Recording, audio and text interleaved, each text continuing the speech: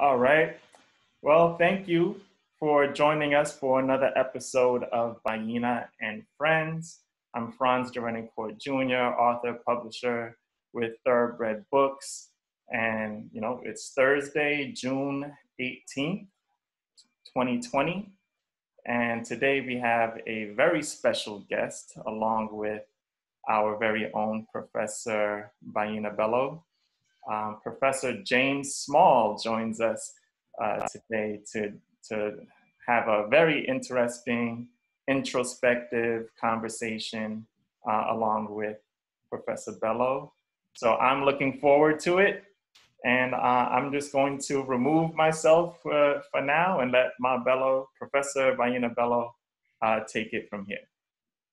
Thank you, Franz. Thank you very much. Greetings to all.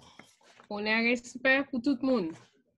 Non, tous ancêtres yo, qui te créé, qui te gourmet, qui te bâti. Et puis, l'ité noir pas péri. Non, tout si là, qui te choisi marcher, courir, en bon moment. C'est son bout, côté yo tracé ou liberté yo.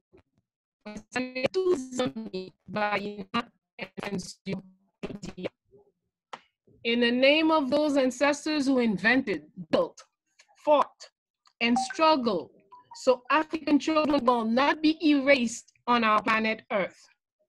In the name of those who chose to rush up and kiss death rather than live without freedom, I greet you, all the friends and supporters of Bayyinah and Friends. Our guest today is Professor James Small, my partner in victory. How do I view him?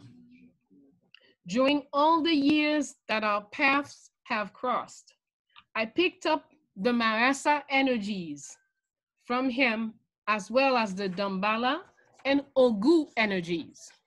Therefore, looking at him, I see the eternal, playful child, the river of knowledge, as well as the power of transformation.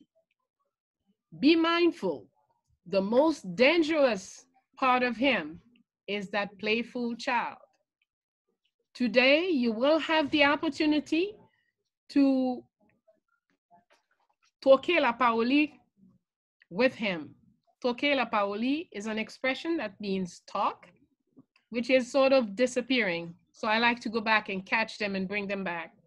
So toquer la parole with him and sharpen your eyesight so you may discover some of the many other strong personalities alive in this man. In the name of Fondation Félicité, all of the FF volunteers, a number of admirers of Professor Small have already emailed. I say to you, Jumbo, Professor James Small. Alafia, Hotep, Assalamu alaikum, Sanu. Welcome to Bayyinah and Friends, my beloved brother, and please do take the time to greet your admirers. So I'm coming downstairs to make sure I've got better and good reception. But Hotep, peace and blessings to all of the brothers and sisters, and to my little sister Bayyinah and brother Franz. But it's always an honor to work with Sister Bayyinah to try and bring truth and try and bring knowledge to our people. Without knowledge, of course, we perish, we die. And knowledge of self is the absolute of the knowledge that we need to have and be able to comprehend. And so I'm just honored that Bayyinah has asked me to join her again to try and talk to you about things that would help us change ourselves and change our world. So thank you, my beloved sisters, and greetings to everyone. Thank you, Brother James. One of our topics today is freedom. Now, listen to my intonation. I didn't say freedom. I said freedom. We will be Toke La Paoli talk on what is it, what it is not. When do we recognize it? When do we hold it?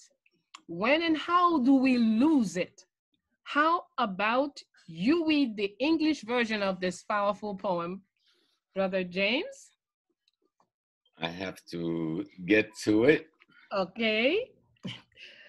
So while he's getting to it, let me remind you, this is a poem written nearly 5,000 years ago. Francis, right on thing. He has it on the screen. So we don't have to even look for it. We all could look at it together.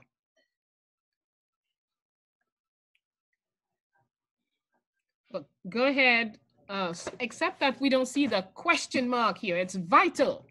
It's not freedom, it's freedom. Let's talk about, let's think about it, let's analyze it, let's question it. They did not make a declaration of freedom.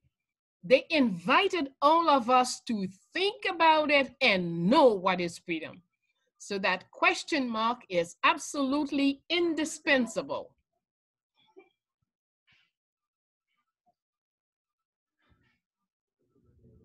Okay, let's go.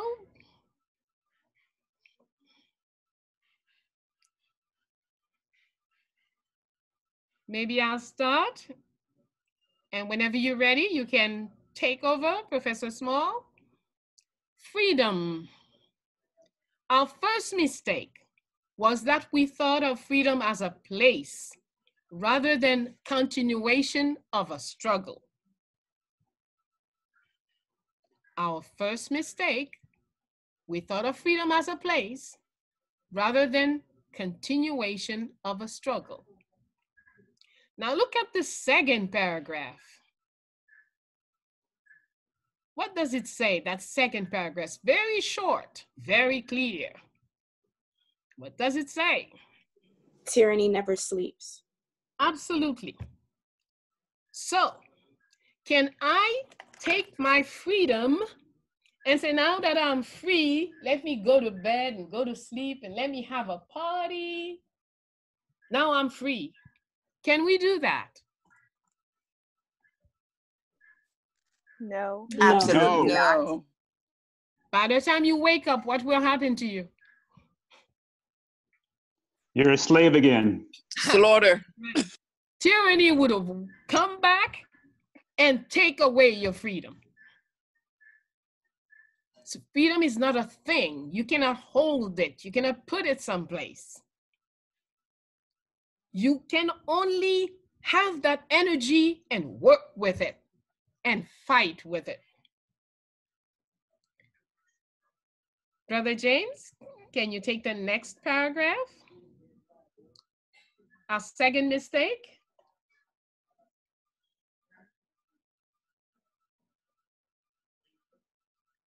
All right, I'll continue. Our second mistake was that Sorry, Professor Small was muted. Aha. Let me go again. Okay, now I can. Yes, go Our ahead. second mistake was that we thought of freedom as a goal rather than as a launching pad from which to reach our goal. Ha. Without purpose, freedom hardly matters. Without purpose, freedom hardly matters. What does that mean? And a lot of times when we see the call for freedom, we hear the discussion on freedom, we do take it as a goal, like, okay, we'll get there, it's done, it's over, the world is good. But the purpose, what is our purpose? And our purpose should always be, and it'll be concluded in this dialogue, we are to be free to one, to self-determine as individuals, to build healthy families, to build healthy neighborhoods, to build healthy communities, to build a healthy world that we live in. And that means we must talk about having a culture that represents the continuity and the continuation from even our first ancestor. And we build on those values. to construct our tomorrows. If we don't have that in mind and we think freedom is just the right to go shopping at somebody's store or sit in the restaurant or be able to get a good job with corporate America or to be able to sit in first class, those little silly things that we think is freedom. And at the end of the day, we have no families. It's been dissipated and destroyed. We have no neighborhoods. Even if we live in proximity to each other, we don't even know each other. We don't associate. We have no culture.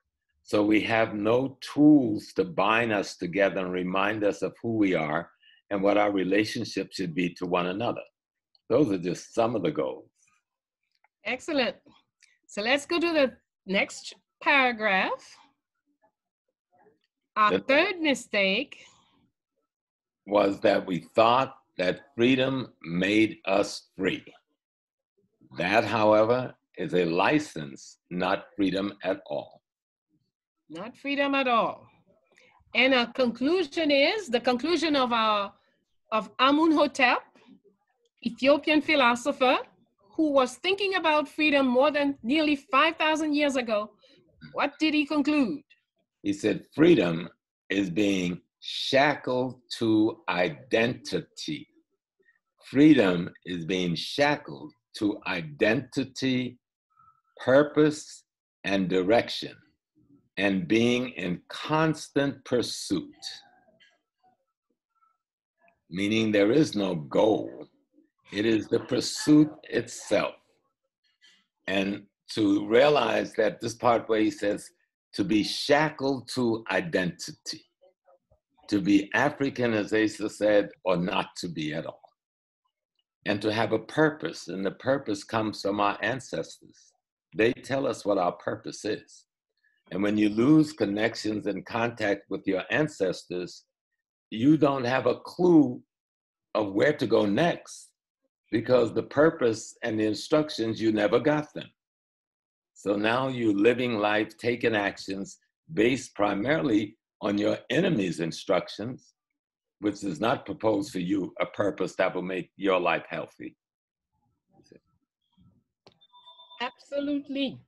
So we can deduct from this text, in order to be free, A, we must know who we are, must have identity.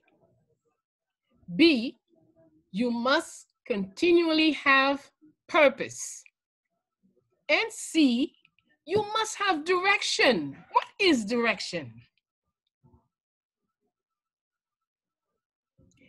I want to be rich, so I go to Wild Parker's house and steal what she's got. Oh, Okay? no, you My don't. purpose was to be rich. Now I have what belongs to Wild Sparkles. Have I achieved freedom? No, because the one thing we know, take those of us just in the United States, we are more wealthy than we've ever been in our history. For the last 7 years, we have spent as consumer dollars more than $1 trillion+ every year. That's more than any single African nation has as a GNP. And we are worse off than we was the week we left slavery. So we have all these things. We're the professors, we're the CEO, we're the director, we're the president, we run football teams, basketball teams. We are teaching everywhere. We're driving Mercedes and BMWs like we own the factories. We own $1 million homes all over the place. And yet in one split second, the lowest class of our oppressors in a uniform can take the life of the wealthiest, most educated member of our community, and we don't have the power to do anything except beg. And that's real. And it happens every day. Good. Now, let's look at freedom. For those of us who are not too comfortable with English, let me give you a quick reading of the same text in our own tongue. Liberté, Premier RN fait, c'était quoi liberté te yon côté? En guise nous comprendre, lycée yon lit k'ap poursuivre pour tout temps vague temps. Domination krasezo pas jamais prend repos dit tout. Deuxième RN fait, c'est que quoi liberté te yon objectif. En guise nous comprendre, lycée yon ressort qui permet nous prendre élan pour nous arriver matérialiser objectif nous yo. Pour moun qui pa gen objectif, liberté pa gen aucun valeur. Li pa utile yo en rien. Troisième RN fait, c'était quoi liberté te fen vin libe. Li pa fait ça du tout. Ça c'est rôle libertinage, c'est rôle laisser grainer. Pour yon moun libre, faut rete enchaîné ak identité pâle. Faut gen yon objectif, la poursuivre dans une direction précise, yon moun libre, l'el gen objectif la poursuivre tout temps, pour tout temps va gen temps. So everyone should be clear now on what is freedom. Freedom is continuous work. Freedom is continuously having a purpose that you are working towards. Freedom is that you have direction. You're not going to do anything to get there. No, you have what you do, what you will do. And then you have things that you will never do. Before we go any further, let me do my job. I have job in this program. Fondation Marie-Claire Rose Félicité Bonheur des Salines, Fondation Félicité. You can keep in touch with her via Twitter, Fondation Félicité, on Instagram, on official Bayyinah Bello YouTube channel, on www.fondationfelicité.com. That's the website if you want to know what they're doing, what we're doing. And if you wish to donate, then you use pourfondationfelicité@gmail.com. Now that I've done my duty, as required by my boss, Jerry, Surgeon Small, put on your mask, put on your gloves, take your scalpel, and let us dissect some lessons drawn from the reading of this mind-boggling poem. Let's just draw 2 or 3 lessons so that anyone who reads it, they should come out with those 3 things. Let's say 3.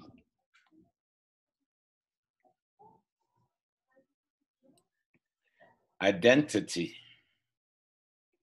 as one of the main things. We confuse identity with location. If you live in the United States, you say, I'm an American. Even if you live in Haiti. By the way, I am an American. You know that, right? No, I will get to that. But first, everything has context. Identity. If you live in Haiti and you say, I'm Haitian. If you live in Jamaica, you say, I'm Jamaican. But we have accepted as a universal identity is African. And that word African that we've accepted as a universal identity, which is a word that comes from Africa. It does not come from Rome or Europe. There's no such word in those languages. Then we're talking about understanding ourselves, going back to the original creation, to the first manifestation of the divine as a human being. It was an African woman. And out of that, everything else came. But not just in terms of the genealogy and the body and the cells. Something else has happened from then to now. Those persons we call ancestors developed a relationship between nature and them, between cosmology and them, and between them and other humans in the family. Rules and regulation that govern the building of character. Then that character creating rules, regulations, and rituals, which we call culture, which is primarily a people's education system. And if you are not within your culture, you are not within your own ancestral education system. So you're in someone else's. And that's where your purpose gets defined, the second thing. Once you're clear on your identity and who and what you are and from what you emanated, your source. The ancient Egyptians call that the Wahemi Wasu, the first occasion, when life had its first manifestation. That's our genesis. And from there, we have been instructed through experiences, through histories, and through what our people got from those experiences and put together as our culture, meaning our governing tools, in order to create the human beings that we are, because that's what culture does. Culture allows you to constantly recreate yourself and expand that creation to be even a better self. But if you don't have that, then you're constantly entangled in someone else's notion of what the human character and creation is. And so in terms of purpose, that being purpose, married to identity, and then he said something else. He talked about directions. What is your directions? You know, we look at very complex things, but if I don't eat, in a few days I die. So having the ability to provide food for yourself and your family is essential. If I'm not properly clothed, depending on climate, I will be unhealthy. If I'm not properly housed and protected from the elements, I will be unhealthy. And so we kind of forget that food, clothing, and shelter is what we go to make money for. We get caught on, we're making the money and what we're doing to make the money, but what is the purpose of making that money in whatever culture or country you're in? And the purpose of making that money is to provide the food, clothing, and shelter for the organism that you are and your family. That should be the bottom line to everything. And from there, how do we sustain that ability? That means we've got to form families. What principles are those families going to be constructed on? It has to be on African principles that is proven and has been left to us by our ancestors. We call them religions, or we call them cultures. We can call them voodoo. We can call them Yoruba or Candomblé. These are the bodies of laws of our relationship to cosmology and ecology and the human self, and how we should function to be a successful organism. And so I think when he deals with identity and he deals with purpose and he deals with direction, where do we go from here, for instance? Here we are in the middle of this thing called COVID, in the middle of all of the recent killings in the United States that we know about, and the people by the millions in the streets of the United States asking for changes. Where are we as an African people going to go? What are we thinking of? What are we going to do next? Are we going to say, oh, they fired a few policemen, they made a few laws, we can go back to the status quo and be slaves again? Or are we going to take a look at who's controlling the economic, politics, and culture where we live that instruct these policemen to treat us the way we do and handicap the government so that they can't make rules to govern them? Because we don't control the community we're in, so we can't control the civil servants that work for that community. So what do? We still spend $1 trillion with anybody except African peoples. And they take that money at the end of the day, like Malcolm says, to another part of town. They don't invest in our community. They don't help build daycare center. They don't build schools in our community. They don't do anything in our community except get the money and leave. We have to make some decisions on how we use the weapon of the capital that's in our hands. And the other decision we have to make, and be very discreet about that decision, is how we use the political apparatus where we are. Because it's about economic, politics, and culture no matter where you are. And if you don't understand those three things, and if you don't understand how to bring them into a space where they represent the one African-ness, and it can work for the interest of the one African survival, then you're just working for other people's interests. Every culture have a polity. Every culture have their expanded culture. Every culture has an economic base. How do you use that for yourself where you live? How do you get control of land, labor, and resources where you live? How do you get true control of economic politics and culture where you live? How do you decide that you will be responsible and that you're capable of providing food, clothing, and shelter where you live? Because at the end of the day, if those things are not together, it does not matter what you got, what you own, how much you owe, or where you live. You're a slave. Thank you. Clear. So, as brother ended on just the word we need, you're a slave. Let's look at some of our pictures as slaves and different forms of slavery. There are many, many different forms, but maybe Francis is ready to show us some of our pictures that we should never forget. Now, to me, that's the number one picture. If we can always remember how many of our people, women and men, children and adults, who had the writings on their backs like that and had to live with this every day of their lives.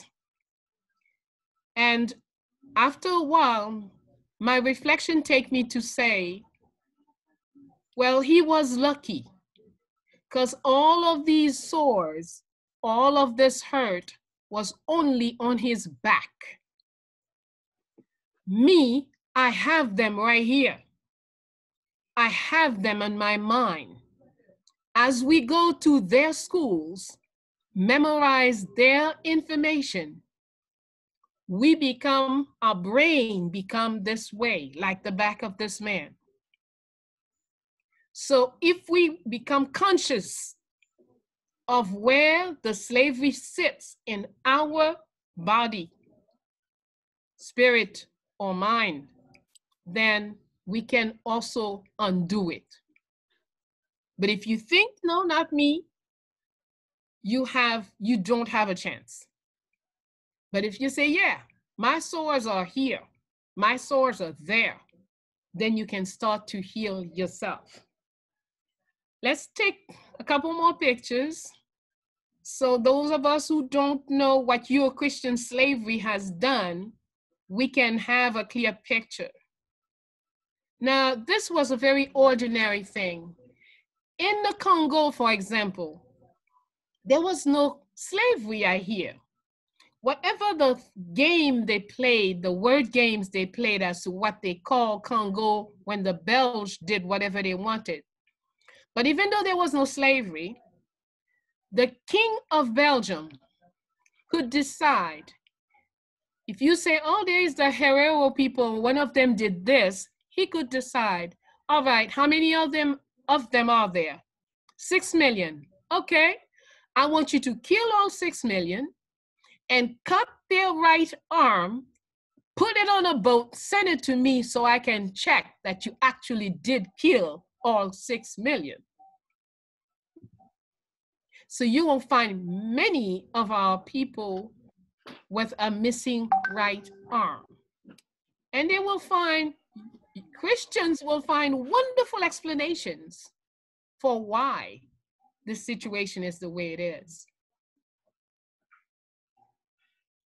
Shall we have another picture? Well, I don't know if Brother James has something to add. Please don't hesitate. Here we have. I can't see the photographs, but I know the photographs in my head. Okay. And I know the situation in the Congo. Mm-hmm. It was one of the worst forms of genocide to happen in the last 3 centuries. And no one even discusses it as having ever happened except us, where you kill 25 million people and get away with it. And what should be known is that Leopold of Belgium, who got the rest of those who had made the agreement at the Berlin Conference to divide Africa, to give him personally the Congo. Most of his investors, most of the bankers that invested in him was American and British bankers, with most of them being American bankers and Wall Street brokers. So they are as responsible for that genocide as was Leopold. Are you talking about the good Christians I know? Oh, well, absolutely. The good Christians, the good Jews, and the good Muslim monies. You remember when we were children, they taught us about a man named Stanley and Livingston. And that this man, Stanley, who was a reporter, goes to Congo and finds Dr. Livingston and goes, Dr. Livingston, I presume. They had all of us reciting that in school. Well, the man who explored and led the first expedition into the Congo and started the genocide was this very Mr. Stanley that Leopold hired. The same man they have us praise in school in the Stanley Livingston saga. Well, Mr. Stanley is the one who did the initial incursion with his mercenary army on behalf of Leopold, and he set up that system of genocide for Leopold. Just a little tidbit of history we should know. And the American bankers and Wall Street brokers financed all of that genocide for the sake of the mining products of the Congo ending up in the United States of America.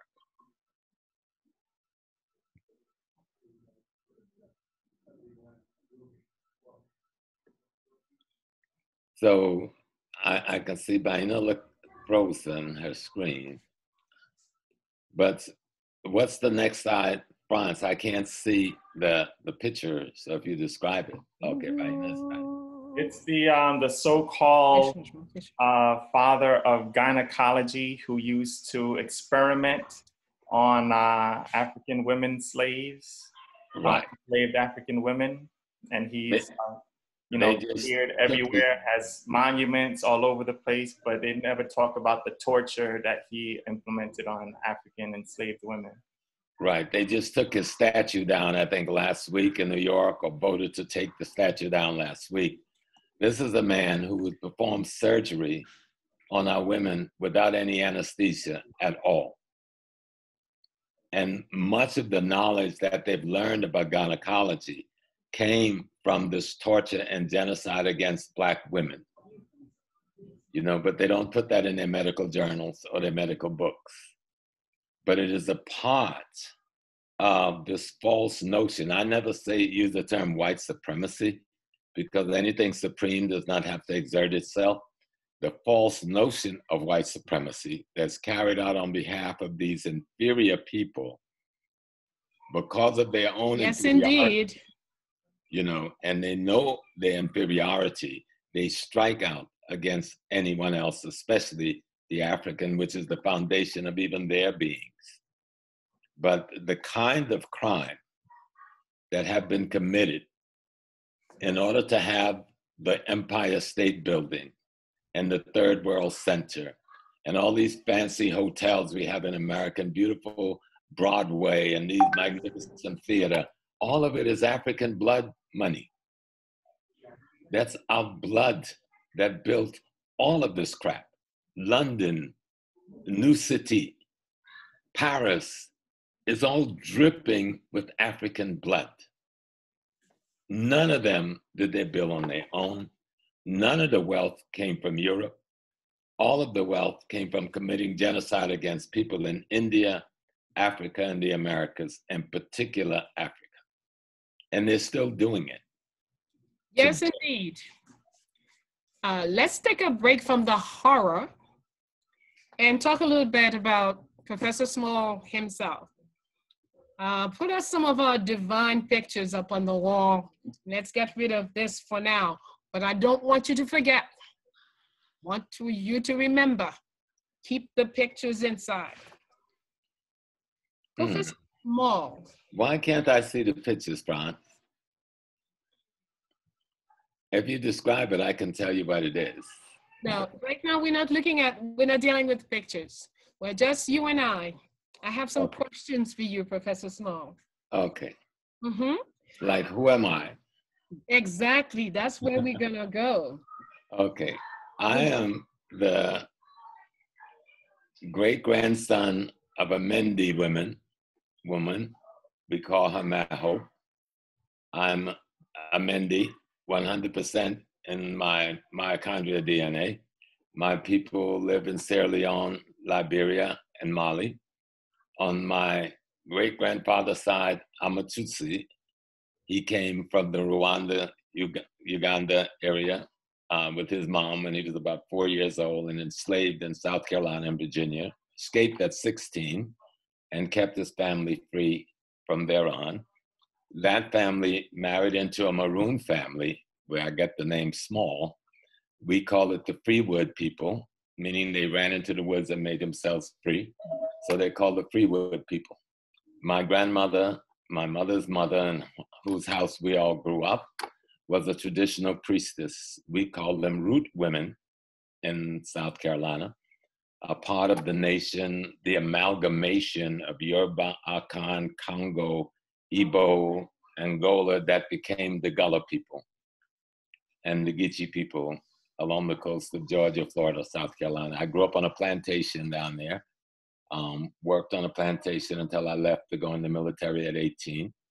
Went to a one-room classroom with one teacher who's my beautiful beloved. She's 98 years old next week. She taught me from the 1st to the 6th grade. And then I went to an all-Black school in the city of Georgetown, South Carolina, with all Black teachers who loved me, cared for me.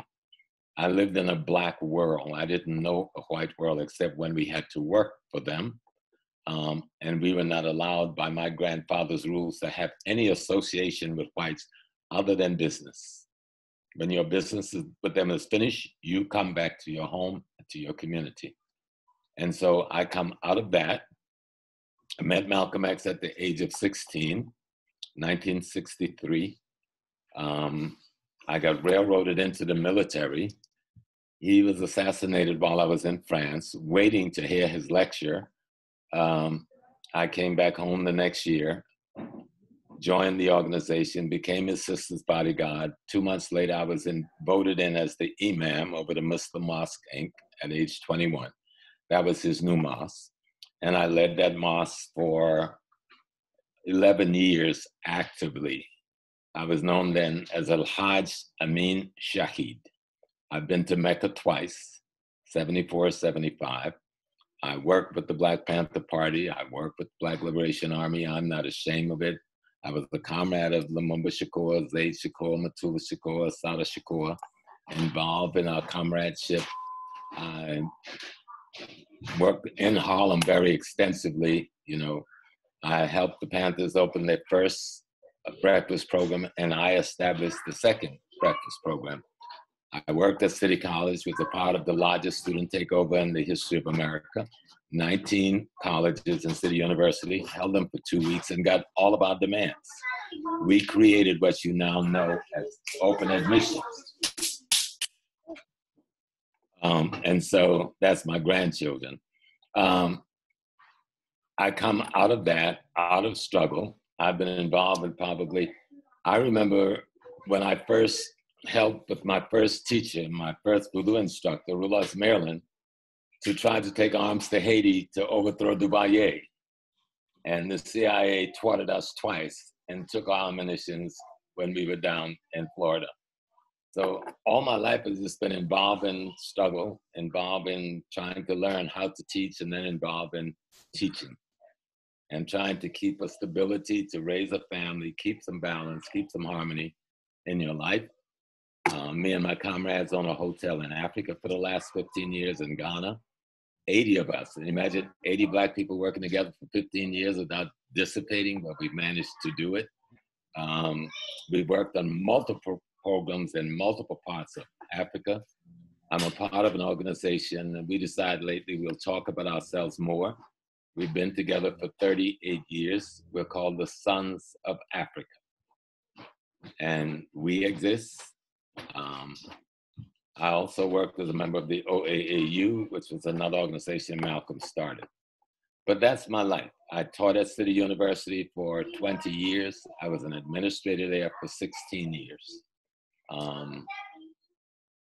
That's been my life, just working in your community, working in Africa, working in the Caribbean, working with the NJAC people and the Emancipation Day people in Trinidad, but Eintu Springer and the others worked with Maurice Bishop during the period just before Maurice got killed.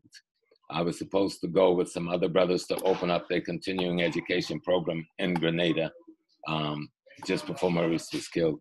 So that's been my life. I've been involved in these things in these ways all of my life. It's the only life. It's the most beautiful life anybody could have dreamt of having.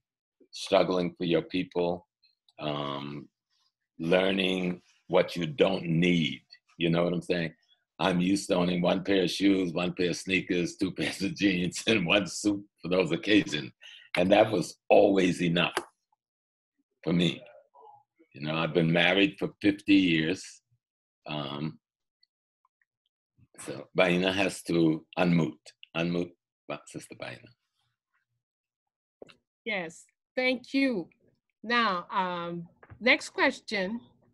We're asking you to look ahead 25 years. What do you see? Who are you? What are you doing 25 years from now? 25 years from now, I think I will be an ancestor by then.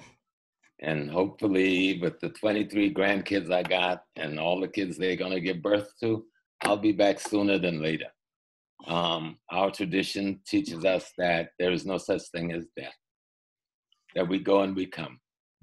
And when this temple, which houses the energy and the spirit, that is us, becomes damaged or worn down or worn out and can no longer contain the energy, we must let that matter go. But that energy will find another house. And in our tradition, we don't come back as a bird or a fish or anything. We come back in the same family line we were first on earth in. And we come back to that same family in the form of a grandchild or great-grandchild or great-grandchild. And when we do, we continue our cycle of development. There's even a process that the Alowo is called in Yoruba that says you have 8 times to come and go in that birth-death cycle to develop yourself to the point where you can be an Orisha or a revered ancestor, and you don't have to come back here anymore. But it is the quality and attributes of character, learning to absorb the Loas and the Orishas in your behavior so that you mimic them in your character and your actions that will determine the quality of being you have become. And so I believe in that from the bottom of my heart. I don't believe in it. I know it to be fact because I've got my mother walking around my house with me. She's 10 years old now. I got my grandfather, her father, walking around. He's 4 years old now.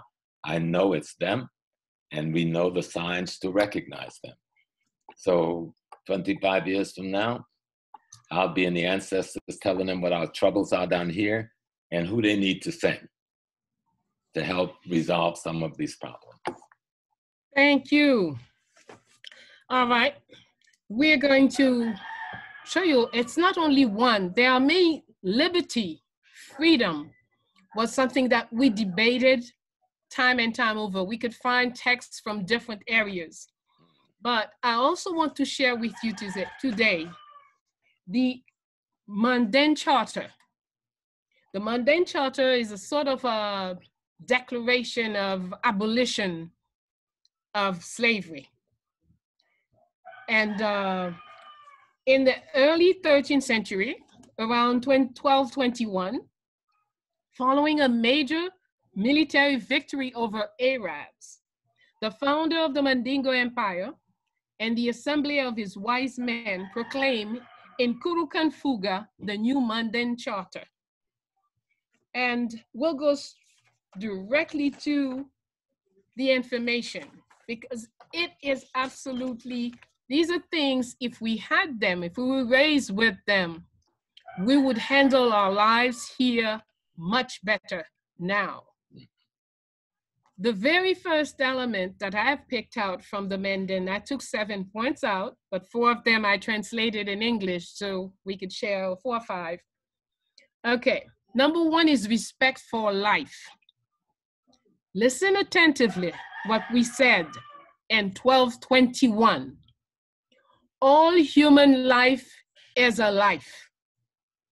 It is true that a life may appear into existence before another, but a life is neither older nor more respectable than another. As such, a life isn't worth more than another life. So you see, we, in the very conception of our thoughts, we put all life at equal.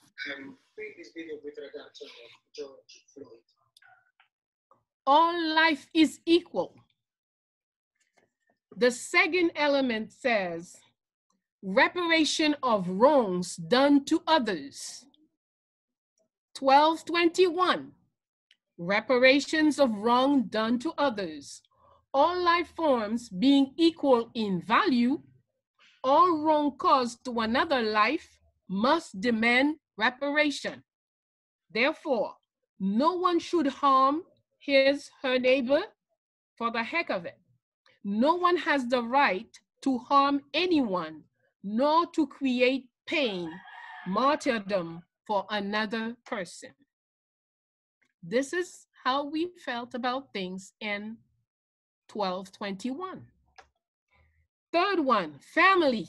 Our brother just spoke about that. Family spirit and the importance of education, real education, not recitation, not repetition. Family spirit and the importance of education. Each must watch out for his neighbor. Each must watch out for his neighbor.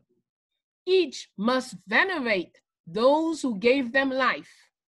Each must educate her children. Each must provide the needs of all the members of his family. We are each responsible for each other. The fourth one, we'll look at love of one's nation. That everyone looks out for and secures the land of their fathers.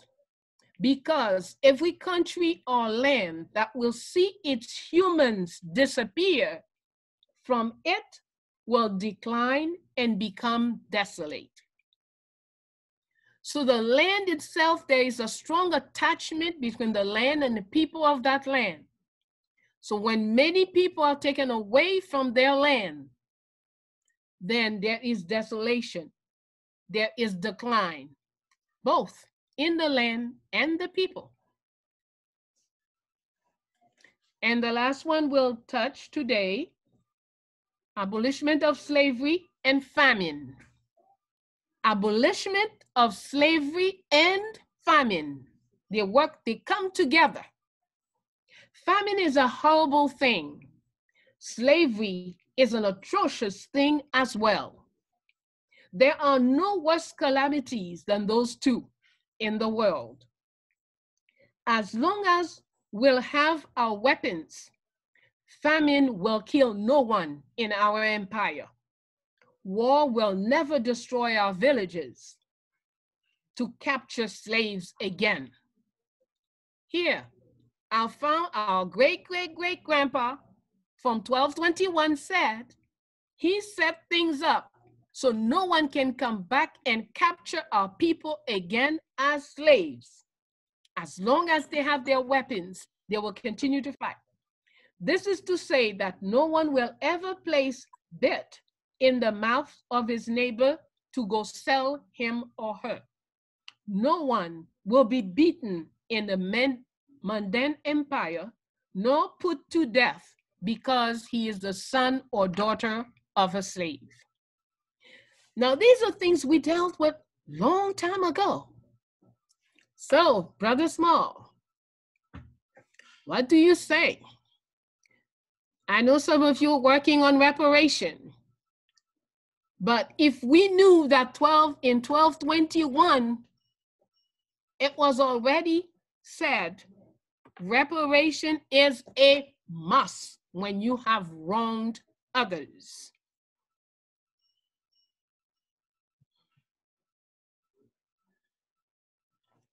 Is your mic on? You on mute? Okay. Yes, we're dealing with a ruling elite of the world that is Judeo-Christian in their orientation. And what that ruling elite have been successful in doing is making many of the African former captive of theirs Judeo-Christian thinkers. We think of religion as an aside, but religion is a culture that has its own value system. And that value system always favor the creator of that culture. And so when we take that into account, we begin to understand that it is, when I said it years ago, people got very angry, that you cannot be a Christian and an African too. That you cannot be a Muslim and an African too. Even though this document was done by those who was practicing Islam of that day, even though they transformed their Islam in Africa considerably, yet not enough. So when I had the discussion in America now about reparations, there's a few people in government now listening, but the majority of government is saying, we have no intentions of ever giving reparations. The majority of the Judeo-Christian whites and blacks are saying there should be no reparations because they're coming out of what Dr. Nobles called, for the black people, a shattered consciousness and a fractured black or African identity. And because of that shattered consciousness, meaning we don't have a body of knowledge about our past, about our ancestors, about our history, that makes us a whole being that can self-determine and self-define. And because we have a fractured identity, when we started out, you remember I said American, and so someone said, well, who you are? I said, I'm an African American. And they said, well, you can't be, you're just an African. Well, America is just a geopolitical place. Africa is my race. And I'm clear, my race dictates my value system. My race dictates my belief system. My race dictates the action I must take in behalf of that belief system. And what you just read was an African king speaking from an African value system, laying out how Africans must behave under certain circumstances. But most of our people, though genetically are African, we are psycho-spiritually Judeo-Christians. And so the belief system that governs how we reach conclusions and make decisions leads to this shattered consciousness and this broken black identity that do not allow us to exercise power over ourselves. As again, my brother Dr. Noble says, power is the ability to define your reality and have other people accept your definition of yourself as if it were their own. And we cannot do that because the thing that gives you that power to define who you are is a knowledge of your history, a knowledge of your ancestry, and to be instructed and informed by that ancestry. What you just read was an instruction and an information from our ancestors, telling us how we ought to behave if we're to be free and successful. How many of us, even for me, this is the first time I've heard those instructions. Yet I practice a lot of those instructions, hearing them in small pieces from other places, to know that in the 12th century, our ancestors were deliberate enough to write down those instructions for the future. But we don't know our ancestors' instructions. We know our ancestors' enemies' instructions, which is not in either us or our ancestors' interests. Thank you. Yes, yes, indeed. Now, I'd like for us to look at this part that says famine and slavery. Why do they put slavery and famine together? Well, then that's a very tough one. Calamities in this world. Right. Because without food, we can't go but a few days. Famine is not just the food that we eat, but famine changes the ecology. It destroys the plant life, which destroys the animal life, which destroys the insect life. We think insects are pests, but insects are a friend to the very plant's growth that we use to nourish our bodies. It destroys the ability for that environment, like the Sahara, for instance, to even produce rain. Because we think rain comes from the sky, but rain comes from the earth and go to the sky and then come back down again. And so if the earth have been damaged, it can't protect itself anymore. And in slavery, we are caught in that same situation. When you're incarcerated, you can't protect yourself anymore. You can't self-determine anymore. You can't declare your freedom anymore. You can't own your identity anymore. You can't promise tomorrow to your children anymore.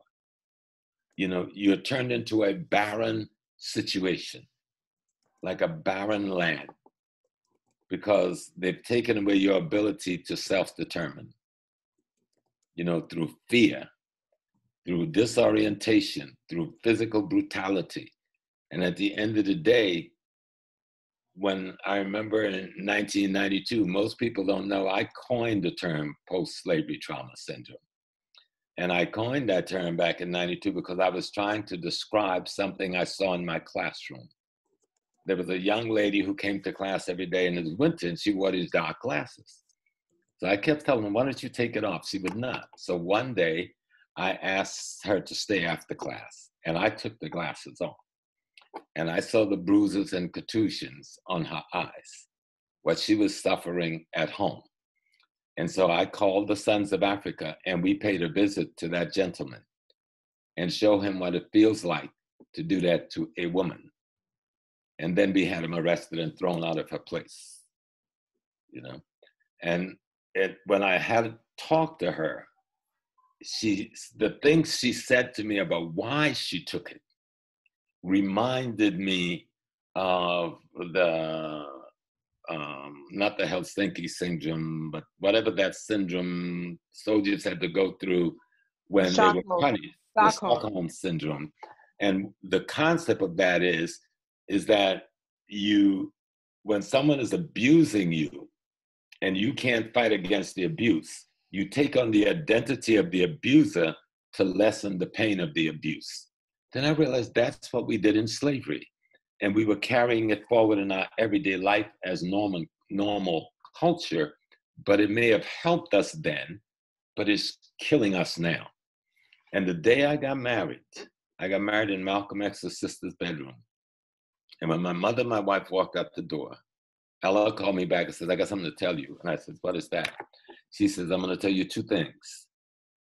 Don't make your wife a whore, and never let anybody know how much you love her. Well, the first part I got, don't make your wife a whore. But it baffled me for years. Don't let anybody know how much you love her. But that was a carryover from slavery, that we couldn't show affection, that we couldn't show adoration, we couldn't show admiration for one another, because the enemy would see that and would tear us apart. And we brought that into our everyday today.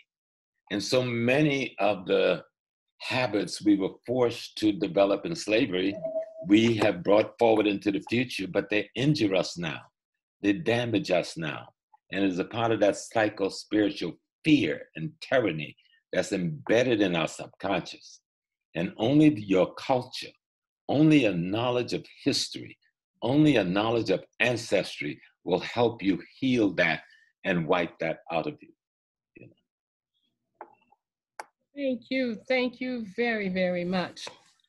Okay, one element I would add, famine is also a weapon used against people to bring them down so they can bring on slavery. Mm-hmm.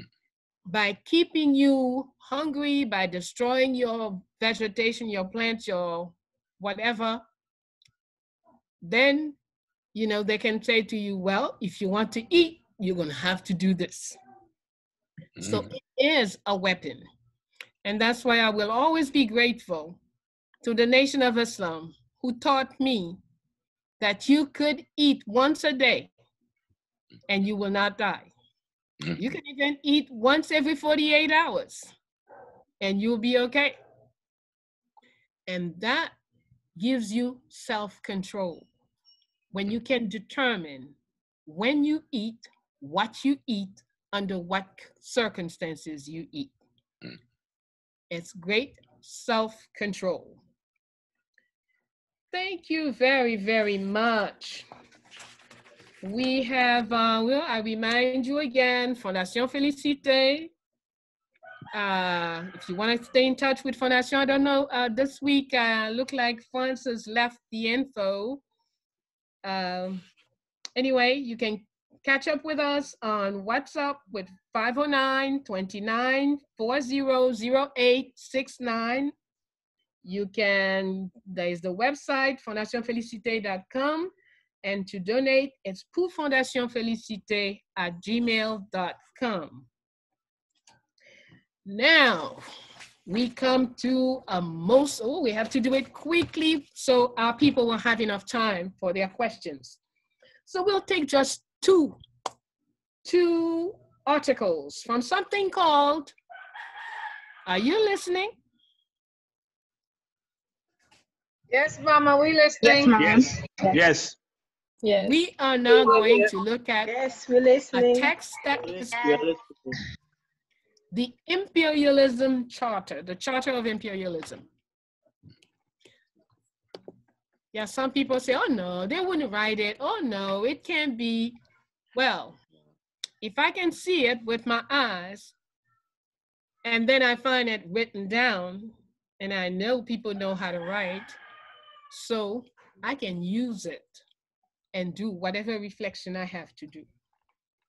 So Charter of Imperialism, Article 1, I skipped the introduction. Those who want to, if you contact us at Fondation Félicité, we will send you a copy. Article 1, from the currency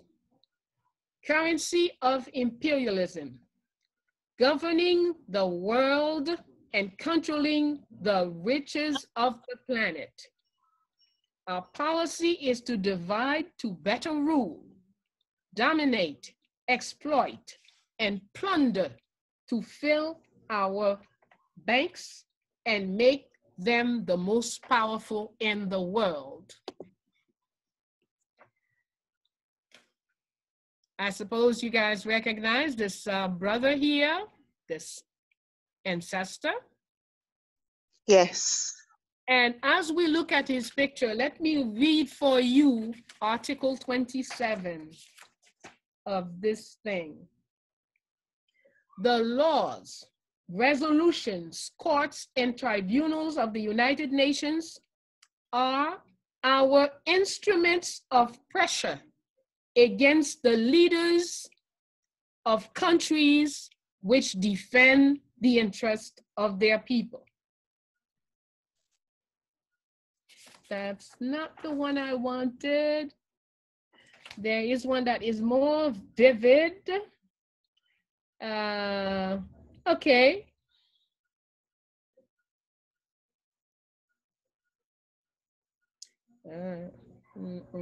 There's one that says clearly, anyone that defends the interests of their people will be physically liquidated. So those of us who always doubt when crimes are being committed into our own eyes, under our own eyes, laws are there, they write them, and they do what they write. We must be aware. So, Brother James? Yes, ma'am. Mm-hmm. Well, I would tell people to get a good sense of how these laws were applied. Study the history of Johannes and Menelik in Ethiopia as they were defending themselves against the Italian invasion. Because while they're defending themselves against the Italian invasion, they're also negotiating their western flank against the French and the British coming down the Nile, and the Pasha Turkish army coming from the north. This is the beginning of the invasion after the Berlin Conference. And the greatest defender we have at this time is a man named Muhammad Ahmed, the Mahdi of Sudan, who they will eventually poison using a traitor, but not until he kills 30,000 of them in one day at the Battle of Khartoum. Thank God to our beautiful brother. But in the history around that, you will find the documents when Italy was being defeated by Ethiopia. They sent an appeal to this body to enforce this document. And they were telling him, Italy, because Italy had done something that they were displeased with, that you have to negotiate with Menelik, at least back to the lines we agreed to before you transgress the original agreement. They, after the Berlin Conference, and this thing is really set in stone for them, all of the European powers refer to this document as a way of making the decisions on what they did in Africa. And in that period, it's discussed a lot because Menelik is telling Italy, we had an agreement about borders. We had an agreement about boundaries, and you've transgressed that. And these agreements was agreed to by this body that was working from the document they drew up coming out of the Berlin Conference. And a good book for some of this knowledge is a book called The Scramble for Africa. The Scramble for Africa, and a second book we call The Battle of Fasada. Fasada is an island in the Nile River. Whomever can control that island would control the flow of goods up and down the Nile. And so the British and the French was fighting for this control. And so history will remove a lot of the mysteries you have. From the beginning, they came up with a charter on how they were going to behave when every European army invaded Africa with the finances from the United States of America, who also committed many of their soldiers to fight as mercenaries on the side of the European armies during the invasion in the 1890s and the century beyond. So they have lived up to this document. It is practiced in Africa today. The best example of it is when the government, the people of Ivory Coast, elected as their president, Mr. Bagbo. And the Supreme Court of the Ivory Coast accepted that election as being valid and legitimate. And the United Nations, the American government, and the French government sided with a minority group who had lost the election, overthrew that government, and arrested Mr. Bagbo and tried to bring him before the World Court for crimes against humanity. So in that, they fulfill one of the things that they said in this document, that anyone that gets into office that we haven't sanctioned and that we didn't put in there, we will overthrow them and we will destroy them. And so they've done that to this day. And the man they put into power in Ivory Coast was an executive that they had schooled and trained who worked for the World Bank. He's currently the president of Ivory Coast now. And they're trying to make Ivory Coast pretend it is a normal African state that's doing well. But in this very document, and as Bayyinah says, you can get it from Felicite, you will see they outline how they will do these things, and they have been doing it. Haiti would be the other classic example of that, and what they did with the UN troops when they send them into Haiti to act as an occupation army. And they still are an occupation army that's operating in the interests of the same group of European bankers and nation state that signed that original document in Berlin and then have carried out these orders ever since.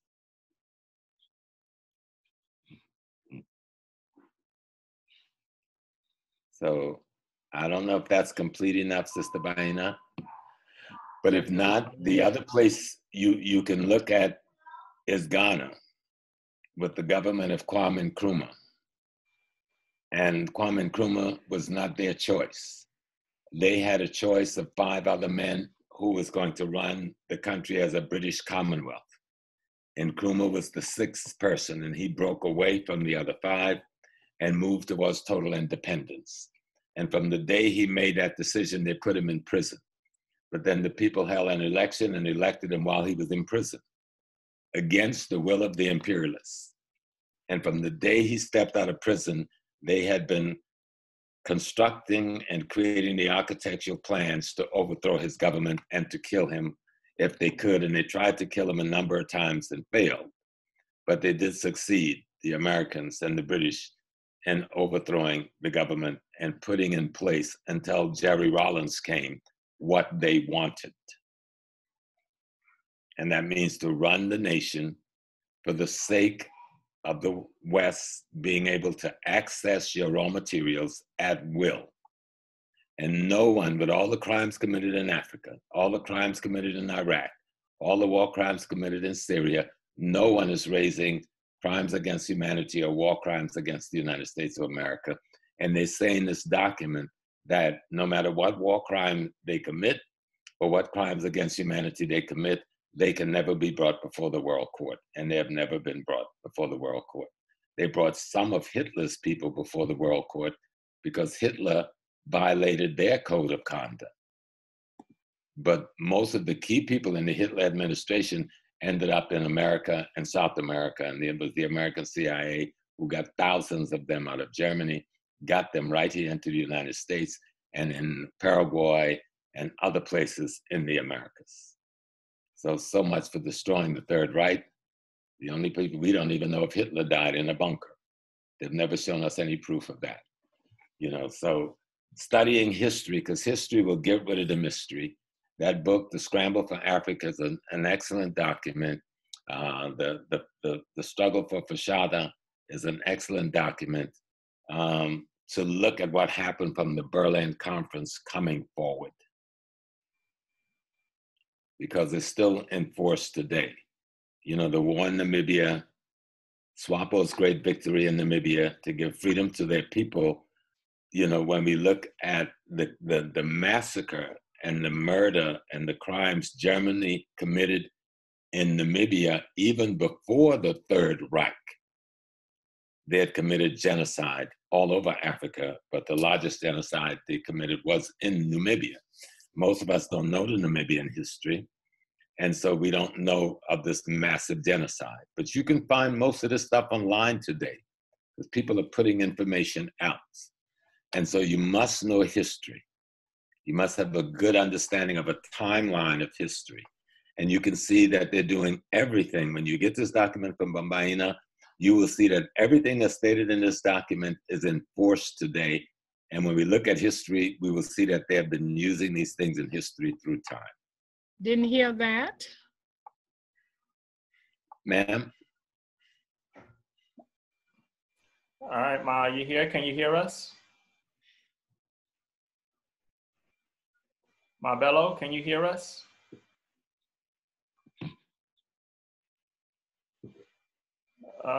It looks like you're blacked out. We can't hear you and we can't see you. Oh, I think she just fell out. Okay, so she'll log back on, Professor Small. But yeah, you're absolutely right. Whenever you see, I mean, all of this stuff seems like it ties together with the tyranny never sleeps, the charter of imperialism, and you could see it playing out pretty much every day in this world. And it kind of seems like no one is being held, these governments that are the, you know, the ruling class now seem to be. One of the pieces, Franz, that people are familiar with, we've heard this discussion that many of the Francophone countries, these are the countries who were colonized by France in West Africa, have put together a different financial arrangements. We knew that they were putting 75% of their monies into the French banks. And then this money would be loaned back to them. This is their money now that they deposit in the French bank, which will now be loaned back to them at exorbitant interest.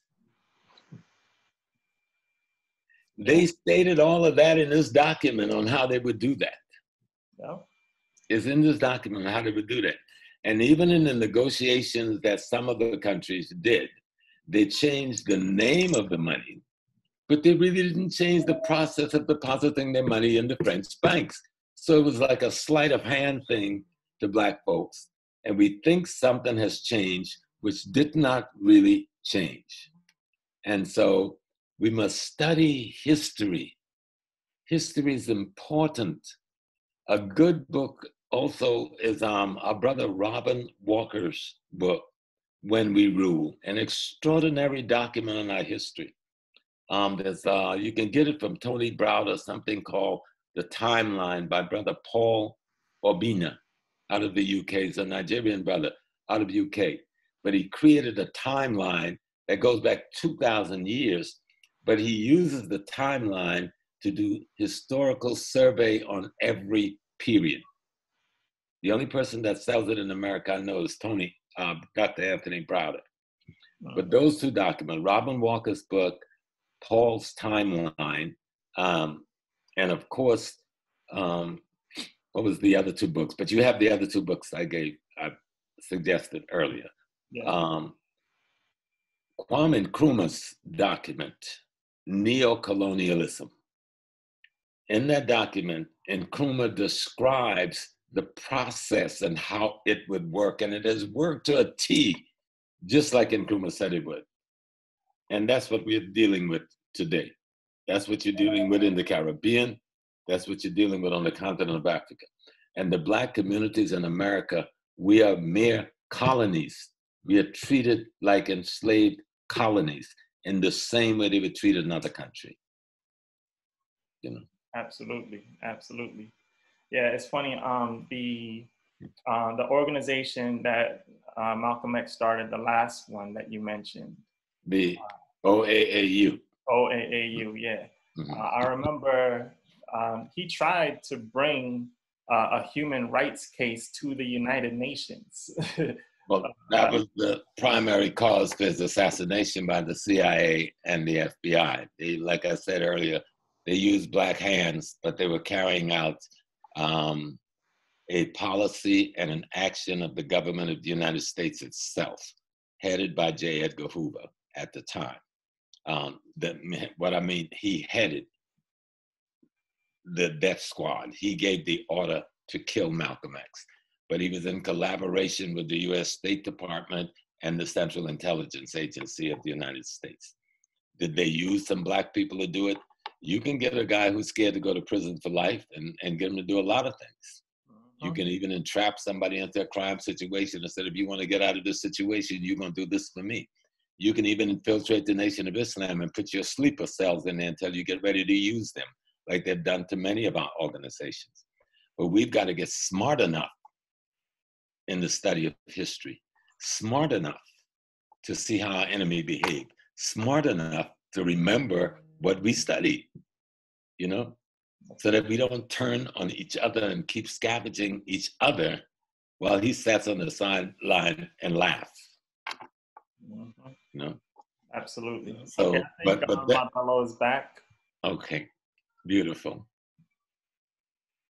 Are you but back? That document is essential to reach out to Bello and Felicite. Everyone on this call should get a copy of this document. And I know you're going to love it, because the minute you read it, you're going to say, oh my God, that's what's going on.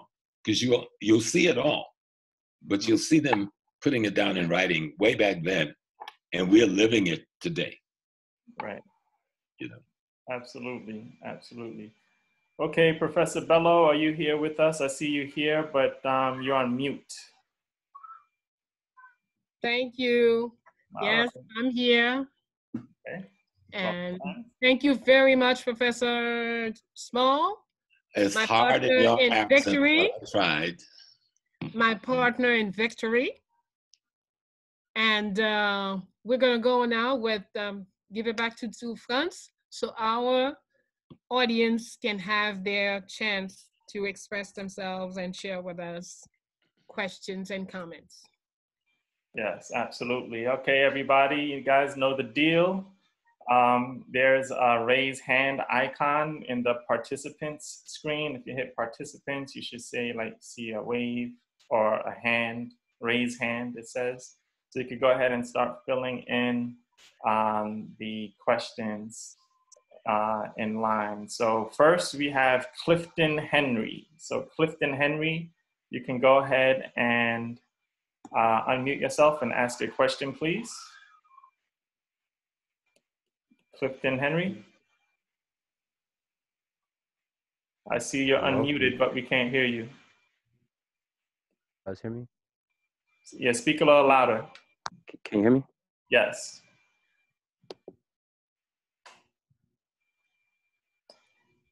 Go ahead, Clifton. You just mute yourself again.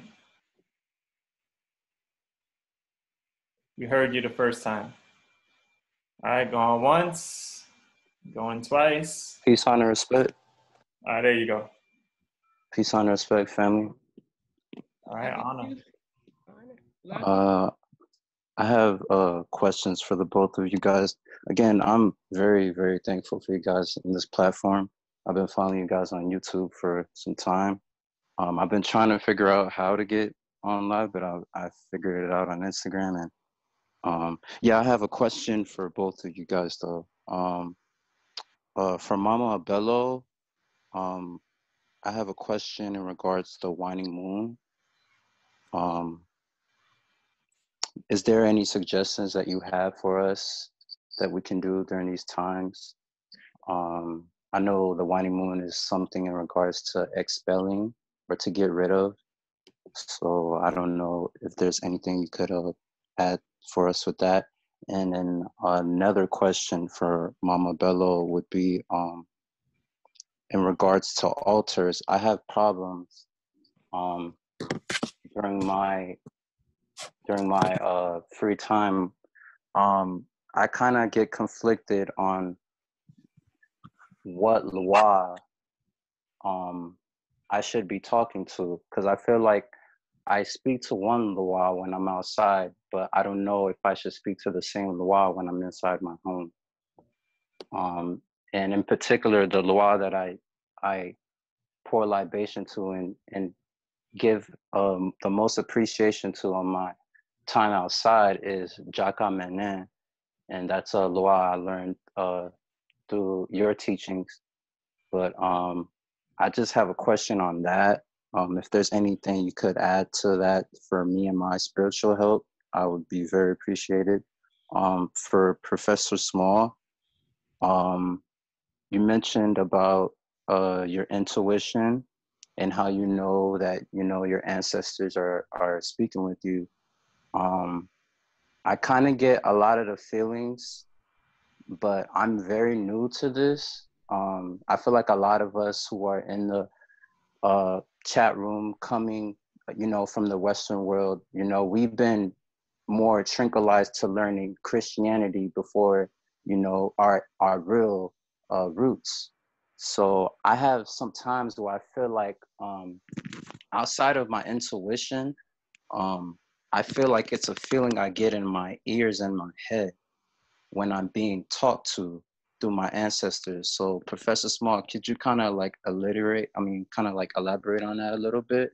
Is there a certain feeling you get when you know your ancestors are talking with you? And is it like something associated with like seeing numbers sequences? That was just my question. I'm sorry. Probably was too long. Okay.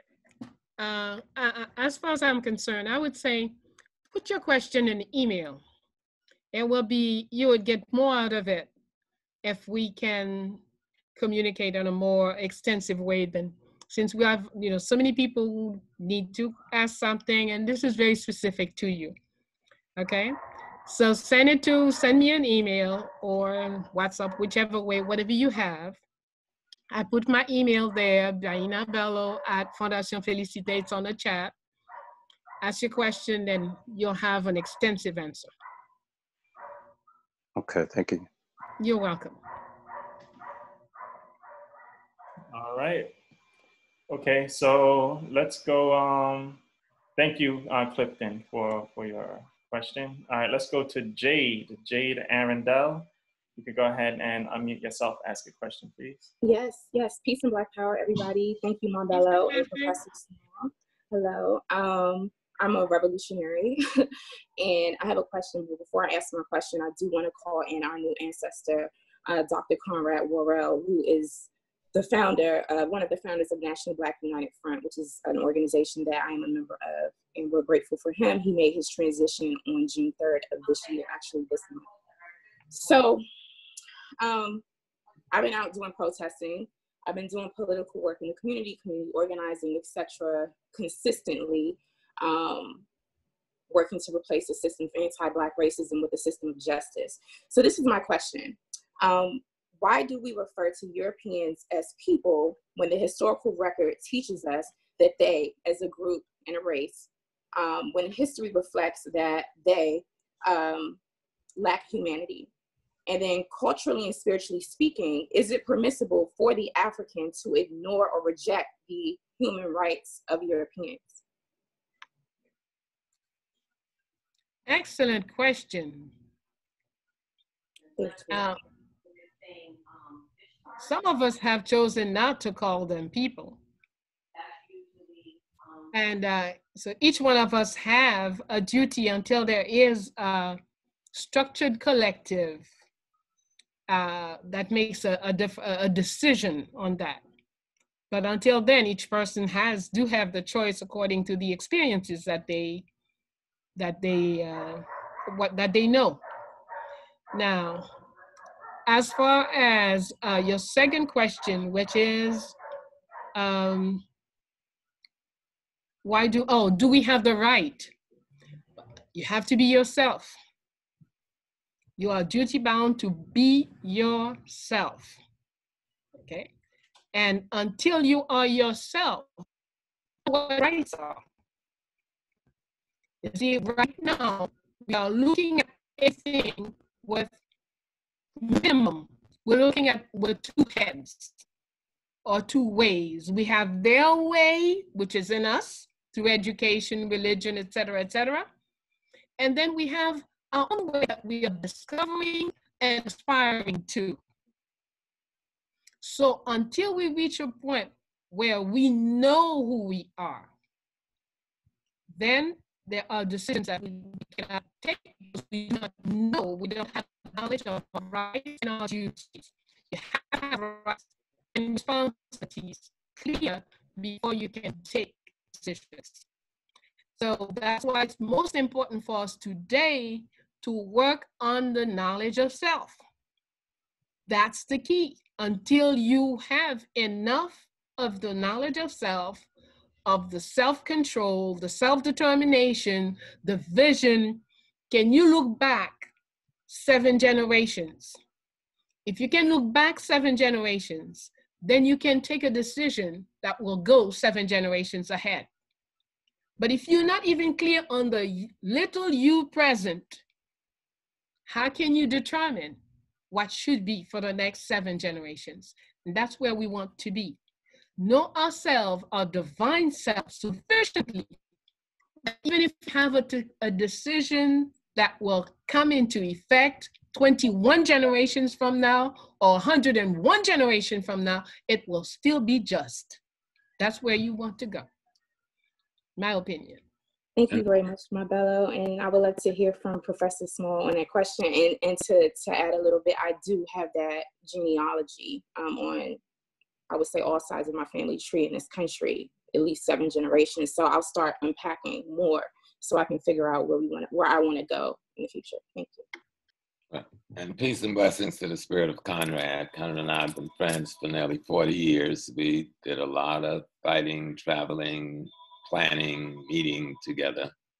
Got to talk to him about a month before he made his transition, but left a message every other day or so on the phone because I know he could hear it. you know, you remind me a little bit of me when I was your age, you know, with that fire. But Dr. Noble says history will erase the mystery.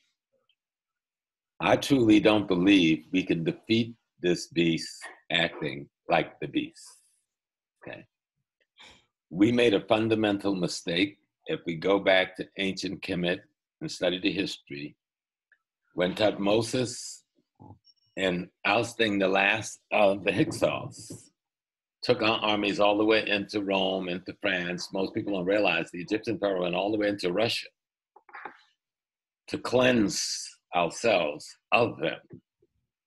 But the fundamental mistake the next generation made was to adopt their way of responding to tyranny instead of reconstructing our way and adding what new weaponry we needed, of course, because it's like a good martial artist. You know, people who study Kung Fu think it's about fighting. That's the least of what Kung Fu is about. Kung Fu is a philosophical, spiritual system. The fighting art was created to protect the institution of the philosophical spirit, which is carried in the body of the priest and the priestess. So for us as African Americans, there's three areas we must always focus on: economics, political, cultural.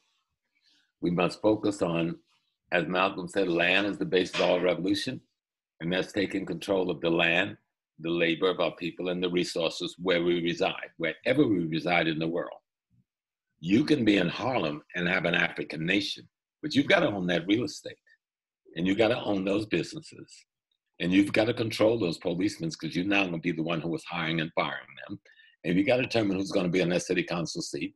And if there's nobody out there that looks like a suitable for us, then you run. Learn the political system. All right. Take it over. And so revolution means to re-evolve. And that's where Bayyinah was saying we have to go back those 7 generations. We had a lot of victories against this demonic system. Extraordinary victories. But not knowing our history, we can't learn from our victories. And when we look back to time, you will see we've had some extraordinary victories. He hasn't always won. And even when he's won the major battle, we scored many fundamental victories in that process as well. So we need to build on the victories that is based on the principles that our ancestors left for us as being solid to build a nation that cannot be intruded upon by these outside forces. Thank you so much, Baba and Mama Bello. And I will be sending you, Baba, Dr. Conrad Worrell's final address to our National Convention for National Black United Front that took place last summer. So you will have that today. Thank you. Thank you. Thank you. Thank you, Jade. Thank you, Jade, so much. And thanks for your activism. Thanks for everything that you're doing out there on the front lines. And also thanks for your support. Jade buys all my books. All right, let's see. Okay, next is Royal Sparkles. Royal Sparkles, you go ahead and unmute and ask your question, please. Oh, everybody. Greetings. I actually have 2 questions. I did have to take a call, so if it went through the video already, just dismiss the questions, and I'm going to rewatch it anyways, as I usually do. One question is regarding economics. That's actually my major. And I've been trying for a long time to just buy Black as much as possible. One of the things that I realize is that a lot of times when you can even go on WeBuyBlack.com and they're selling Tide. And I'm like, okay, that's not Black, but it's on the thing. And with the same issue, buying Black, and they end up utilizing that money in the white community, or they have a white wife and she gets the money as well. How do we differentiate when we're trying to support each other economically is the first part. And this question is actually for both of you. And the second part is, it was my understanding that the United States of America is incorporated. So whether we think we own anything, I don't really believe we can. So if you can just kind of speak on that, I would really appreciate it. Thank you. You want to go first? You want me to go, Mama Bello? Go ahead, Brother James. Yeah, I wouldn't give that thing of being incorporated the weight people are giving it. Who are they incorporated with? You know, the District of Columbia is incorporated, not the United States. The District of Columbia, which is a piece of land that sits within the city of Washington, D.C. See, the District of Columbia is separate from Washington, D.C. It's like a miniature nation state that sits in the middle of Washington, D.C.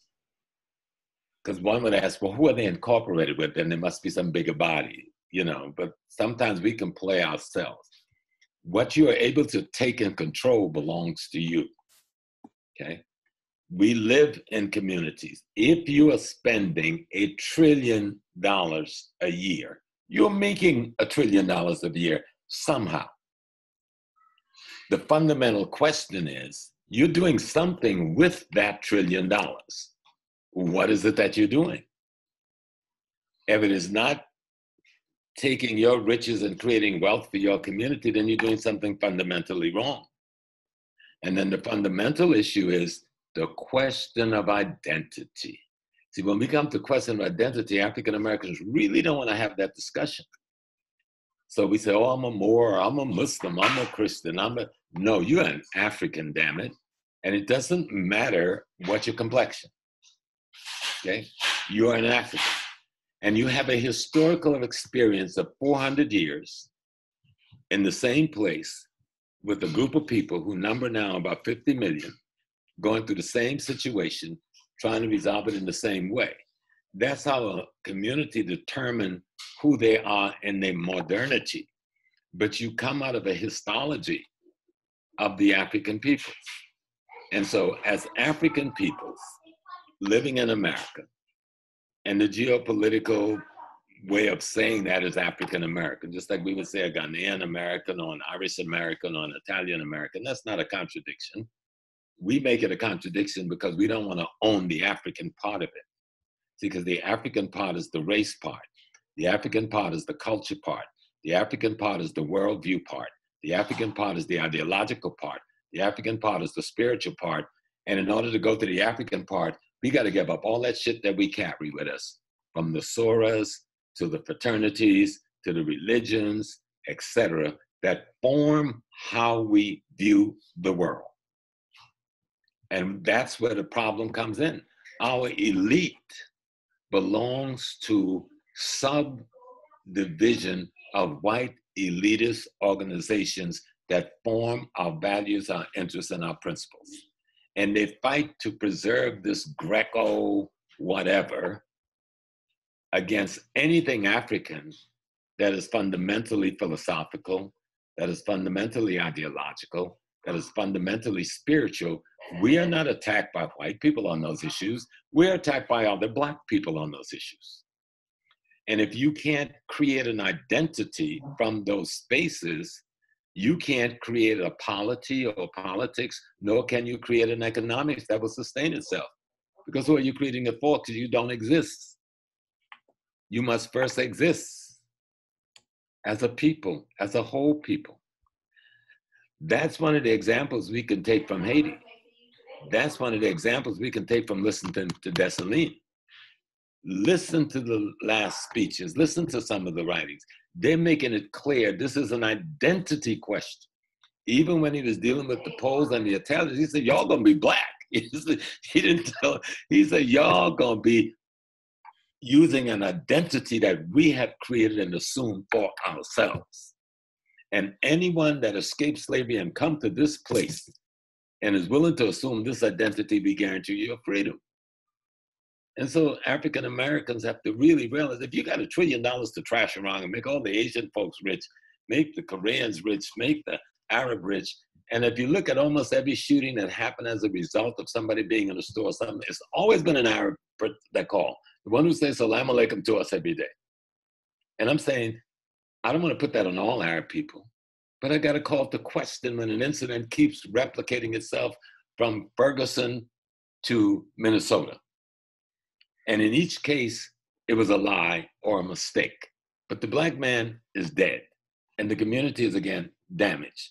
Now let's call the question, why someone who I give 100% of my business to, he makes 100% of his money from me, cannot ally with me. He's always allied with my oppressors.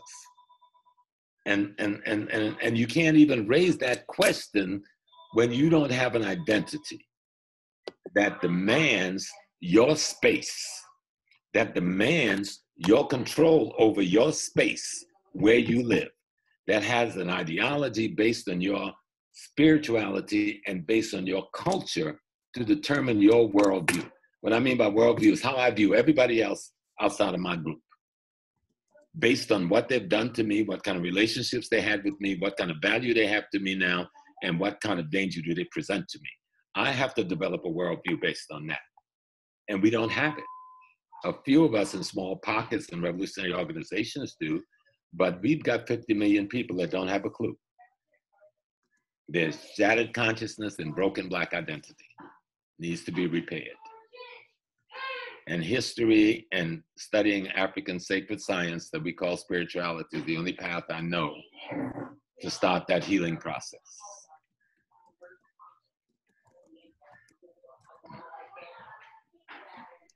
Thank you, Baba. Yes. Yes, indeed. All I have to add to this, know yourself. Till you know yourself, you cannot take one good decision about yourself. Okay. When we look at how much we spend buying hair, Chinese hair, buying Indian hair, buying nails, what happened? Were you created without nails? Why do you need to buy nails? You have them already. Let's be for real. We say, you know, you want to fight for something, but you don't know what you have. So let's know ourselves. Let's work hard every day about the knowledge of self. Remember from some other things that we did together. Breathing is vital. Train your body to breathe well. Take deep breath every morning, every night. Besides doing all the good it will do for you physically, it will also help you contact the forces within. So breathe. Drink water, plenty of it, not cold, not soda. So you have enough in your body for your circulation to be proper. From Dambala, we learned that life is made of flexibility and movement. So don't just sit here. As you sit, go ahead and move that body. In the morning, before I get off my bed, I pick up my feet, put them up while I lay on the bed. So I say thank you to my feet for carrying me all these years. And also because I know there's a lot of women and men my age have feet problem, knee problem. So I figured one of the things is that we don't put it up enough. It's always holding all of us, but we don't hold it. We don't say thank you to it. That's about being fair. So be fair to your body. Start the justice right here in our own body. Then we will start spreading it in the family and spreading it around us and making more intelligent decisions what we do with our money. Be fair to yourself. Use your money to share. Remember we saw 12:21. We said through the mouth of our emperor in Mali, in the Empire of Mali, he said what? Everyone is responsible for the one next to him. L'esprit, you do not have the right to harm the one that is next to you. If you do harm the person next to you, you are duty bound for reparation. It's all in there.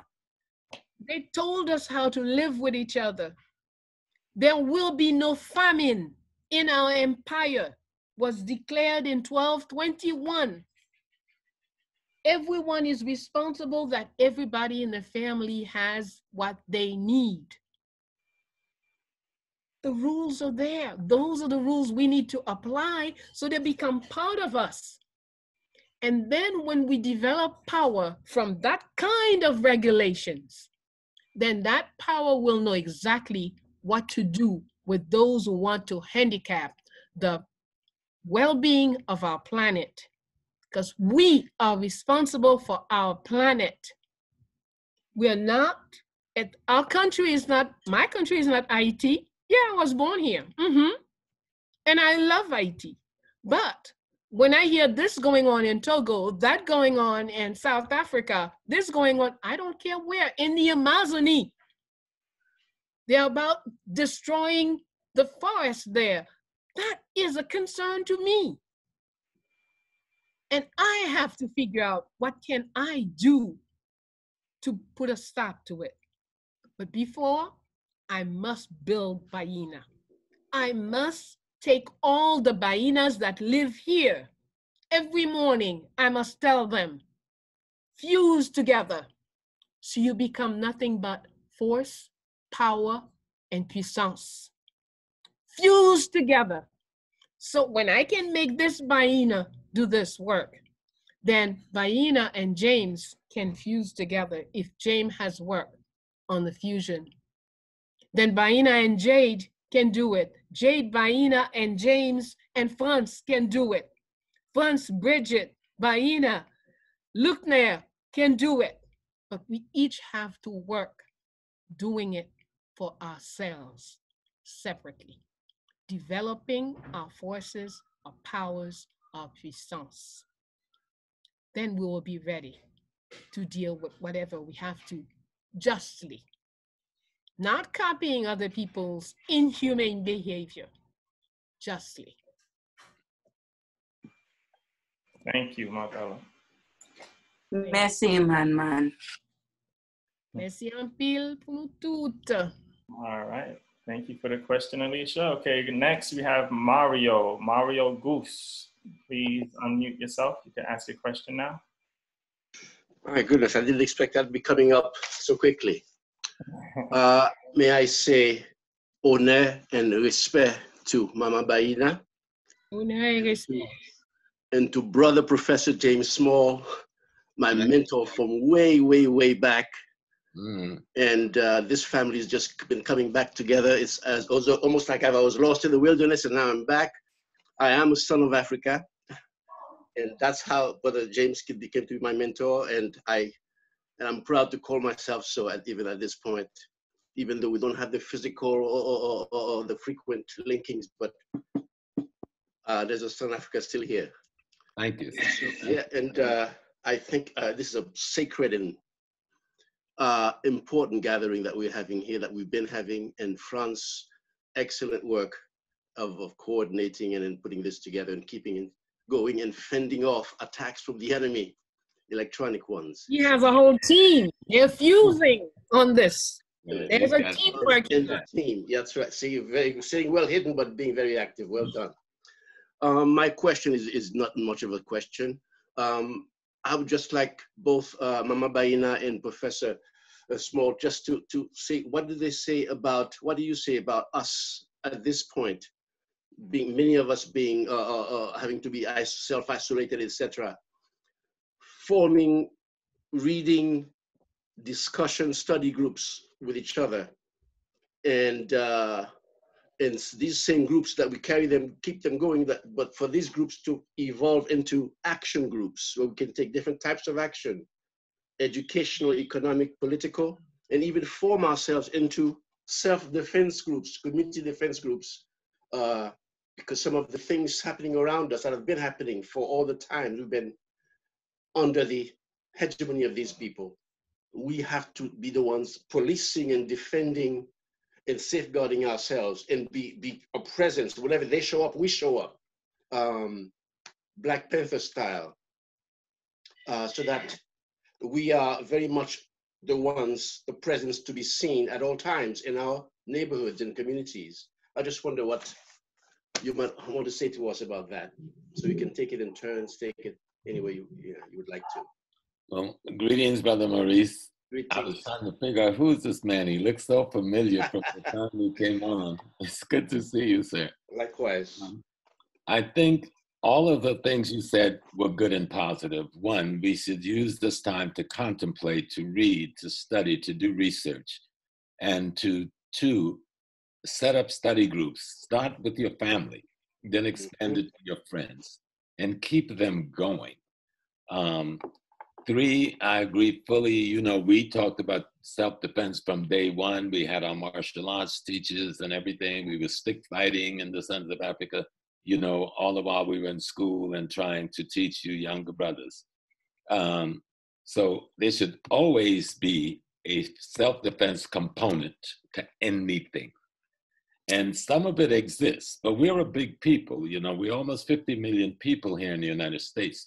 So we can't treat us like we're a little group, because we're not.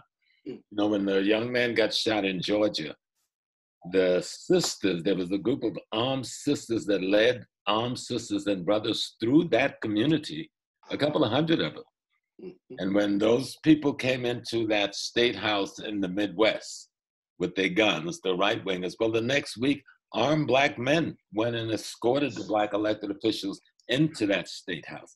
So we do have some of that. We need it everywhere we are. Wherever we reside, there should be a self-defense component to our communities. And then the other thing we got to take time to do is figure out, coming back to the economic power point the sister made and then I'll set up, and what makes history so beautiful, when you study history, you'll run across a lady like Maggie Walker, you know, an extraordinary African woman who became a banker, whose mom was enslaved. I think she was born just at the end of slavery, but she built one of the biggest Black banks in America and one of the biggest banks in Virginia by the time the stock market crash came in 1929. And she started with a penny, the Penny Savings Association, she and other brothers and sisters. And so they call those things today, what do you call it when you, penny stocks? No, credit union.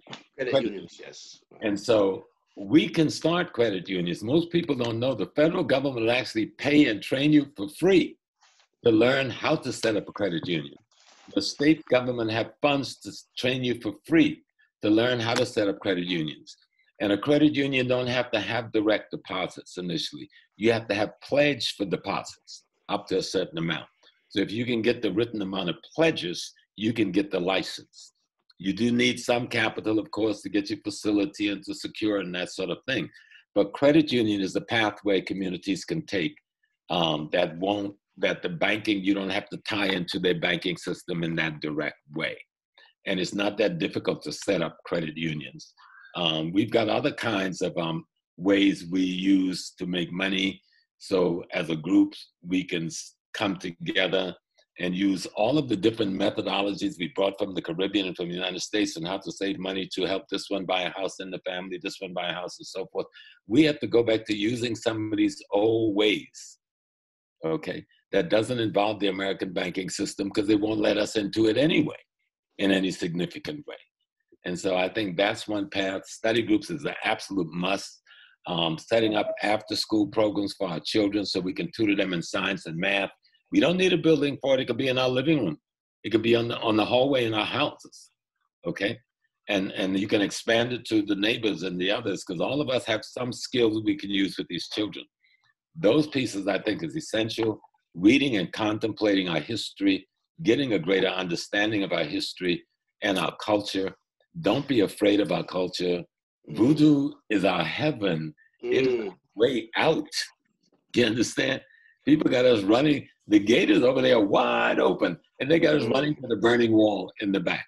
No, head for that gate called Voodoo, or Yoruba, or Akan, or Dogon, or Congo. In those systems of understanding the universe and the human mind's relationship to it, that's our freedom. That's our ancestors' minds talking to us. Oh, Brother James, you made me, Miss Thanks. Rose, so happy. Miss Rose jumped up when you said voodoo is heaven. Absolutely. I don't know if I should say amen, hallelujah. I share everything. When he said that, I jumped up. Aibobo, I felt that. I felt it. Thank you so much. It's our heaven. That was very Yes. clear. Okay. But if I was to just resume a little bit what my brother just said, stop in the family. Whatever you need to do, if we are 5 in the family, then there's a possibility to do an economic program with together. We each are gonna give $5 a month, $10 a month, whatever it is. Then how about the neighbor next door? How about the neighbor across the street? We can involve, like there are 10 houses in this block. If we put a little bit of money together for whatever purpose, we choose whatever it is. We also look out for each other. I know that last year, my children's father and his wife, they told us how they were on vacation and somebody entered their home and started stealing. Their neighbor just took a shotgun and shot, and he could hardly see the person, but he knew this person coming out of that house was not them because he knew they were away. So he just shot the shotgun up. So the young folks who had gone into the house ran away and left whatever they had taken right on the yard. That's what happened when you have, that you're talking about security. We're thinking in terms of blah, blah, blah, blah. The first thing is looking out for each other. That's security number 1. I know that my neighbor is not there. If I see somebody going in or going out, before I even call police or anything, let me do something to protect my neighbor. So the older person crossing the street with difficulty, it is security when you can grab their arm and help them cross the street. That is security to our own, giving to each other. So there are a million things we can do in as far as food, shelter, security, economy, within whatever group. We are what? Right now we are 110 people here. Let's say there was something that needed to be done. 110 people is a big group if we truly are together. If there was whatever reason for us to say, all right, we need to do this afternoon, how many of you would respond? Many of us are programmed. That's one of the things I don't like about this whole electronic thing. We're programmed to give likes. We're programmed to say, yeah, down with but are we programmed to act on a decision? Are we programmed to say, okay, let's do blah, blah, blah tomorrow, next month, whatever it is? That's the part we need to develop. We need to really work at it. If we say, I could give a test, if I say, okay, I want everybody here to send us $5. If you don't have it, it's not a problem. But if we were to say something, if there was a need for something, or school is opening in Haiti next week, not true, I'm just saying. We need to give pencils and papers or notebooks to children. 100 people, can each one of you send 10? We're going to give to the school next door. Can we do that? It's not a big thing. But we have to have the mind that when there is something serious to be done, and it needs all of us. There's a saying in Haiti, "Mais en pile chai palou." When there are many hands, the load is easy, it's not heavy. Well, that is the kind of thinking we need to do. There's so much that can be done. The first wealth for me is all of you. The first wealth for you is all of us. And if we are the number one wealth that we have, then we must be able to count on each other for whatever the reason might be. And when you are yourself, you understand basic life.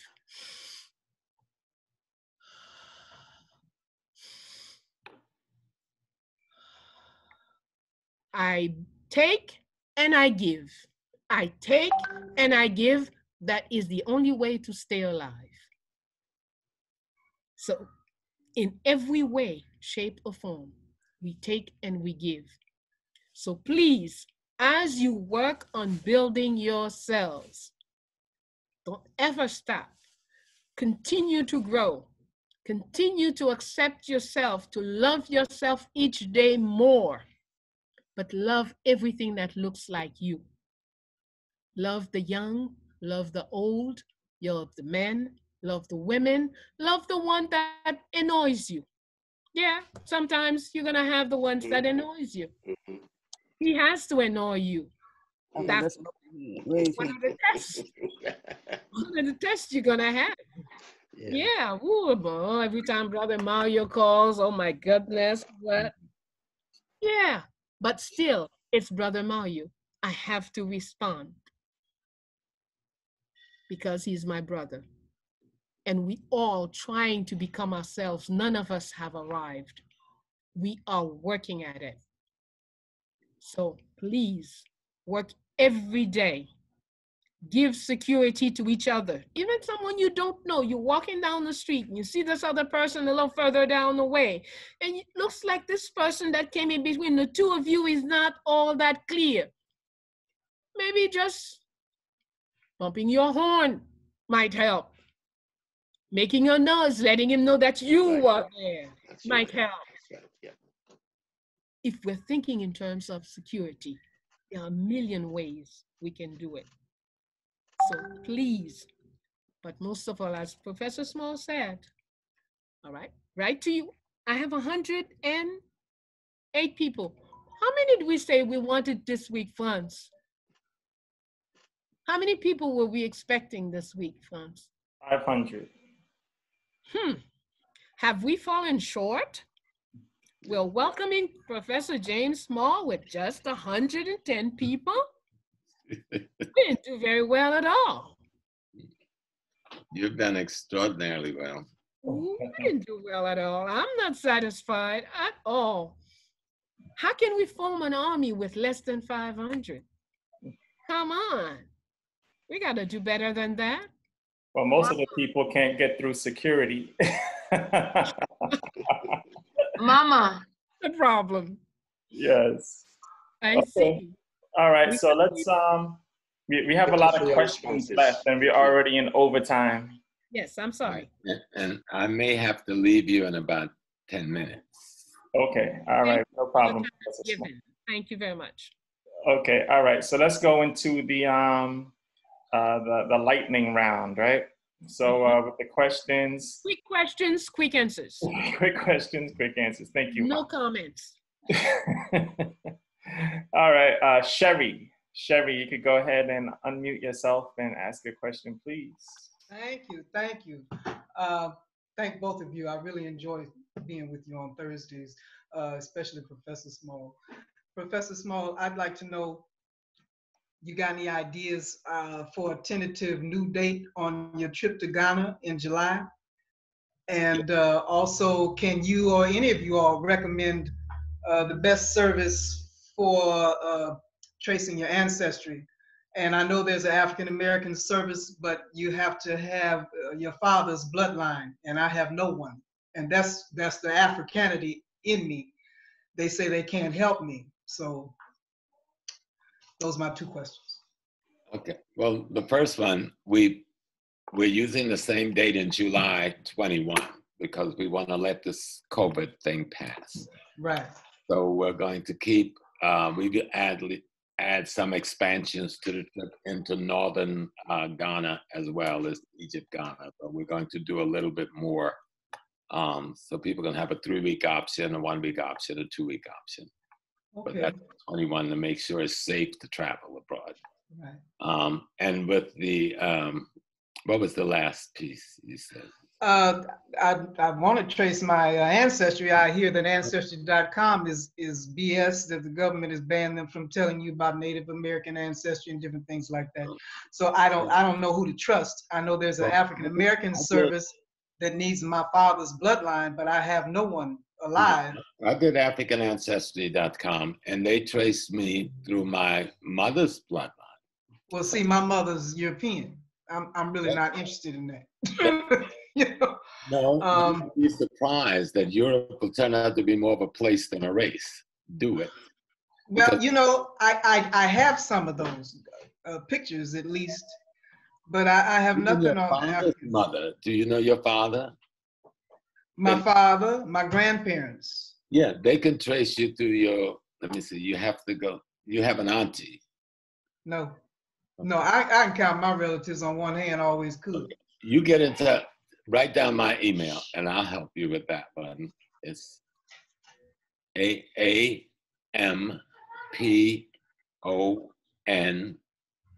like Sam, A3@gmail.com. Reach out to me later and then I'll help you resolve. Thank you. AMPONSA3@gmail. Yes, ma'am. Thank you so much. You're welcome. All right, you could expect about 107 emails in a few minutes. That'd be good, and I'll get the answers because it could be done. All right. Thank you. All right, thank you, Sherry. Thank you. Okay, next question. Remember, we're in the lightning round. Marjorie, you could go ahead and unmute and ask a question, please. Marjorie Sham. Marjorie, you still there? Marjorie going once. I'm here. Oh, there she is. Can you hear me? I apologize. One. Good afternoon, all. Blessings. It's my first time and I'm very happy. I'm so happy. So much information. I feel like I'm a newbie. My question is, Professor Small, yes, you mentioned something about 8 times coming back to come and go. Can you elaborate on that? Is that possible? And you also mentioned that you can tell your ancestors how they come back, and there's ways that you can tell which one they are from your grandchildren. So how can you tell that? Well, you have to know your elders and you have to know your ancestors. That's what, you know, and the way they did it in say Nigeria and in Ghana, that's why they had outdooring. The baby didn't come out for 8 days because they'd call all the elders in. They called all the elders of the family, the village, to see what qualities this child possessed of any ancestors that have gone. And they would assess all of the varied qualities they saw in the child. And they would decide directly which ancestor has returned.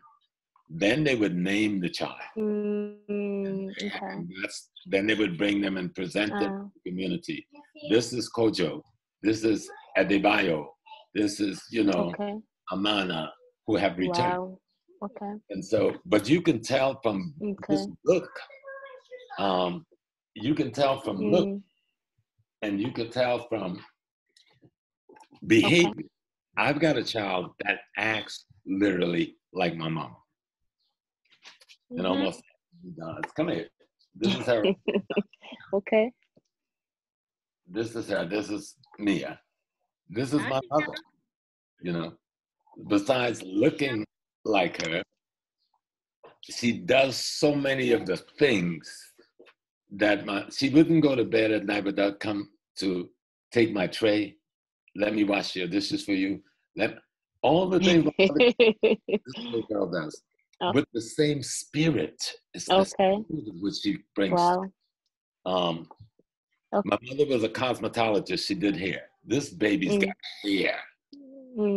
She's 10 years old now, but she's been sitting down for the last 3 years, unbraiding all that hair, combing all of it out, parting it, washing it, twisting it all by herself. Okay. You know, she got hair like you, Bayyinah. She got a hair, right? And my mother, that's what my mother did. And she does it with such joy, and this is nothing.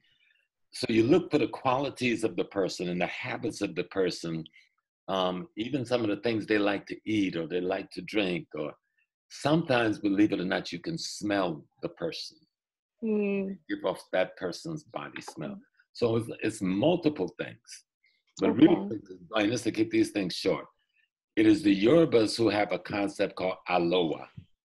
Aloha, okay. And Ibi is the word that means family in Ibi. Ibi, so Aloha. When you're born into an Ibi, at the very beginning of your family line, that is the only Ibi you will ever return back to in a growth and expansion of that line. And they said you have 8 times to come. I think it's 12 processes or qualities you have to develop in those 8 times. And if you develop them, you move into another stage where you don't have to come back no more. You become one of the revered ancestors that helped create the other ones to come back. But if you don't, and you finish the 8 and you didn't get it right, then you got another 8, come back. Going back. So that's good. So you can look, it's under the Yoruba tradition, and there's a lot of good readings and good books by Yoruba scholars that we should read. I would say people don't join any religion. Study the history and the foundation first, then learn to identify good practitioners and go and spend some time interviewing them before you join something and become a part of it. Of course. Thank you very much. Thank you, Mama Bello. Thank you, Professor. You're welcome, my dear. Right. Thank you, Marjorie. All right, let's see. Next is Palomar. Palomar. Yes, I'm here. All right. Honneur. I want to say merci. Thank you, Bello. Thank you, Professor Small and friends. Thank you for having these webinars and sharing so much knowledge with us. It's truly appreciated. So my question is this. We know that the history of the US is built on racism, injustice, and unfairness towards Blacks. When taking a look back at our history, it's been shown that all the protests and marches, they've made some progress. However, racism is still subtly legal. We've made some progress, but we are still living in a country where racism is very much alive. And personally, I share the same view as a Beninese brother who is a great Pan-Africanist leader. His name is Kemi Seba. And he always talks about separating from the oppressors and returning back home, wherever that may be, whether it's Haiti, Jamaica, or returning to the motherland, Africa. So my question is, what are your thoughts on that? Returning home and bettering our own countries instead of thinking that we have no other choice but to live with the oppressors? Very quickly, very simply, absolutely. But the first returning home is regaining your own self. If you return home the way you are here, you're just gonna carry the mess that is going on here. You're gonna do it at home. We don't want it. So we have to work and build and create and regain ourselves. Then wherever we are will be a better place, wherever we are. So go back home, the inner home first, gain that. And then definitely, and just think, imagine 1 minute that all the Haitians, the Jamaicans, the Africans said they were leaving the United States tomorrow. Do you think the US government would like it? No. That's one of the powers you have, and you haven't used it yet. Thank you. Let me just make one comment. I own the world. There's no place on the planet Earth where the African isn't the Aborigine.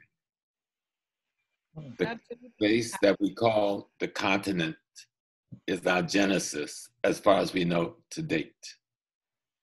The greatest cultures that we built them there and in Central South America. And in parts of Asia, because sometimes we kind of block out from our contributions in India and China and those places. We own this world, and I declare the right to plant my feet anywhere on planet Earth and declare my right to be in that space and defend my right to be there. Some may want to go home, it would be more comfortable and peaceful, yes. But as Sister Bayyinah says, we can't go home as the white man. We've got to become ourselves and go back home as ourselves. Otherwise, we will cause trauma. And they're suffering from the same white supremacy in Ghana. There was a white man that opened a bar, a jazz club, and said no Africans was allowed in Ghana 2 years ago. Well, the people had to go and tear it up. But the fact that he had the audacity, something is going on that he felt it was cool for him to do this. South Africa, Zimbabwe, Mozambique, Angola, the whites are all there by the millions. They didn't go anywhere when we won the Revolutionary Wars.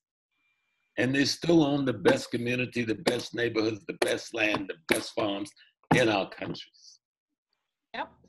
So we fight white supremacy in our own minds, in our hearts. Indeed. And we can have the world revolution without leaving our location. And that's what we've been doing for years. We helped Mozambique, we helped MPLA in Angola, we helped Frelimo in Mozambique, we helped SWAPO in South Africa, PAIGC in Guinea-Bissau. We were doing that from the Caribbean, from the United States, sending money, helping train their people, sending them back home. We can fight the revolution from wherever we are, but we have to have the right mind. That's it. Hey, thank you. Welcome. All right, thank you. Thank you, Paloma. All right, we have a few more questions. We have 1, 2, 3, 4 more questions left. So Ankobia, you could go ahead, unmute and ask. Yes, greetings. Look at you. Yeah. Hello, Mama. Glad to see you. Yes, I'm glad to be here. I've been enjoying all of your get-togethers. In particular, when you join with Professor Small, I always feel like I'm in the company of Mum and Dad, my spiritual mother and father. Wow, a lot has been going on in the African world. Just to touch on the last point you mentioned, I think we can live, some of us can live in Africa and in America or the UK. As you know, I'm here in the UK. For us as Africans in the UK, I think for a lot of us, the only place to go is Africa, because we're never going to get on an even playing field. It's not going to happen. So I don't mind taking what bit of myself I have back to Africa and finding the rest of myself there. But the question I really wanted to ask, we've been watching a lot about these demonstrations that's been happening. We've seen some of the TV debates that's going on. One thing, I never hear in any of these discussions, in any of these demonstrations, I never hear the talk of power. No one seems to mention about power. And the reason why somebody can put their knee on another person's neck is because the person who's on the floor being held down lacks the power to be able to get the person's knee off his neck. And that's our situation globally. We lack the power. We seem to be very concerned with wanting a slice of the cake, as I heard somebody, a Hollywood actor, talking this week. Just give us a slice of the cake. Give us what our ancestors worked for. You know, we want to be accepted and validated by Europeans. And I think that's sort of, it's the wrong mentality altogether. We need to be, as Dr. Amos Wilson said, talking about power. Power only understands power. Anything else is a joke, really, power. So my question to both of you is, how do we get our people to love ourselves back to power? How do we get our people to think in terms of power 24/7? That's my question to both of you. And I thank you for doing this wonderful meeting for us all to come together from across the African world. It's wonderful. Thank you. I would say the shortest answer is, we've gone to school and got conditioned instead of education. And in the conditioning, we got a process that says, I'm weak, I don't know, I'm ugly, I'm blah, blah, blah, blah, blah, blah, all the content. So if you want to change the content, you have to become yourself. And become yourself, you have to get rid of all the references that are not you. And you have to replace them with references that are your own. And immediately that you begin to become yourself, it will be about force, power, puissance. The power of the snake. Snake don't run after nobody. The snake knows who it is. And when something comes into the snake's environment, the snake will take you whether with its tail or with its mouth, but it will take you. Because it is cold, cool, collected, and knows its power. The power of the ant can defeat even the elephant, because the ant knows who it is. When it sees a snake, it sees a rat. It doesn't say, oh, one ant sees a rat, oh, we're gonna, It looks at it and says, oh, we need 10, 20,000 of us to carry this away, and sends the word out. And so the ant will take away whatever it is that it wants to carry, because it knows itself. So there is no greater power than the knowledge of self. Then you determine what weapons you want to use, et cetera, et cetera. But the knowledge of self is the very first source of power. If you look in the mirror and you see yourself ugly, you are weak. If you look in the mirror and you find yourself wanting, when you compare yourself to someone else, you're weak. You have to be you. When you are you, you determine things according to your forces, your strength. Brother James. Thank you. Oh, I agree with you 100%. The only thing I would add is telling Kobe it's good to see her. She found me asleep in the airport the last time I was in Birmingham, and she took care of me. You did. That concept that Wade says, power is the ability to define your reality and have others accept your definition of that reality as if it were their own. And the reason you don't see people are talking about power and people are raising that issue, but the same people we're fighting on the TV, they're not going to have me on the show. They're not going to have Leonard Jeffries on the show. They're not going to have Bayyinah on the show to talk about none of this stuff. They bring their little college-trained Negroes who are not going to cross certain lines, is not going to reach beyond integration into the American non-melting pot. Those of us who understand that we are Africans, and that's what we are. It isn't something we want to be, that's what we are. So how do we learn to know how we are that? That's what Bayyinah is talking about, to know how we are that, because that's the power. If we withdraw $200 billion, so $300 billion of that $1 trillion we spend, this economy would collapse.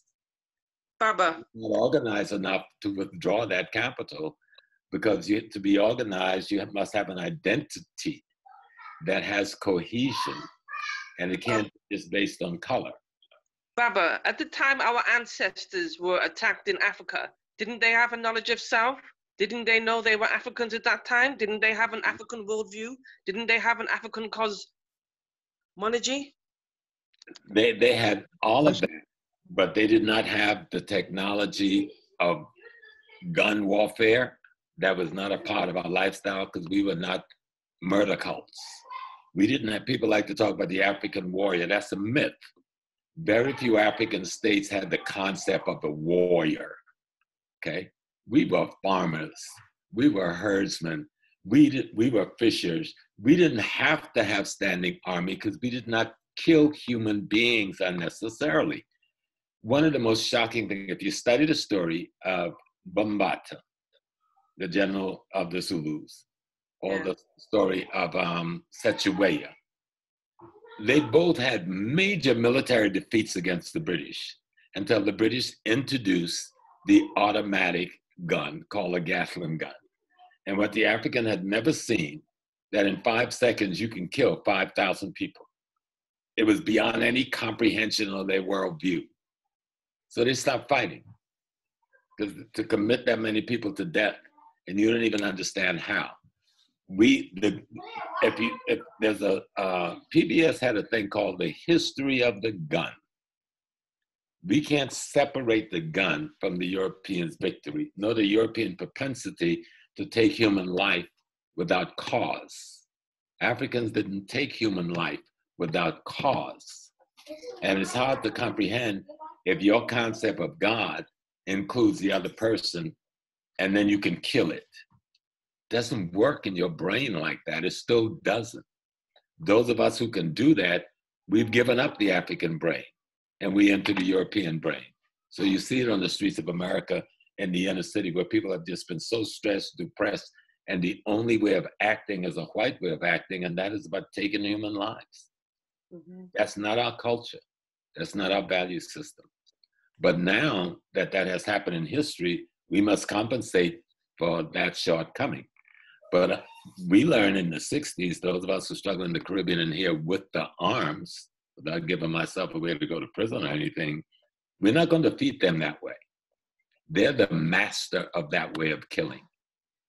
We have to really believe that there is something in our culture that can now adjust itself, that we didn't have a chance to adjust then because we did not expect a gun. What is it in our culture that can now adjust itself so that we can destroy this enemy? We in every one of his house, we're still cooking most of their foods. We're in their restaurants, we're in their kitchen. What will tell us how to put them to sleep if that was what we want to do? Then lastly, in the same way that somebody, for example, was asking the question, should Europeans be called humans? Shouldn't the question really be, can we as Africans call ourselves humans if we don't have the ability to protect ourselves and defend ourselves? No, wrong question.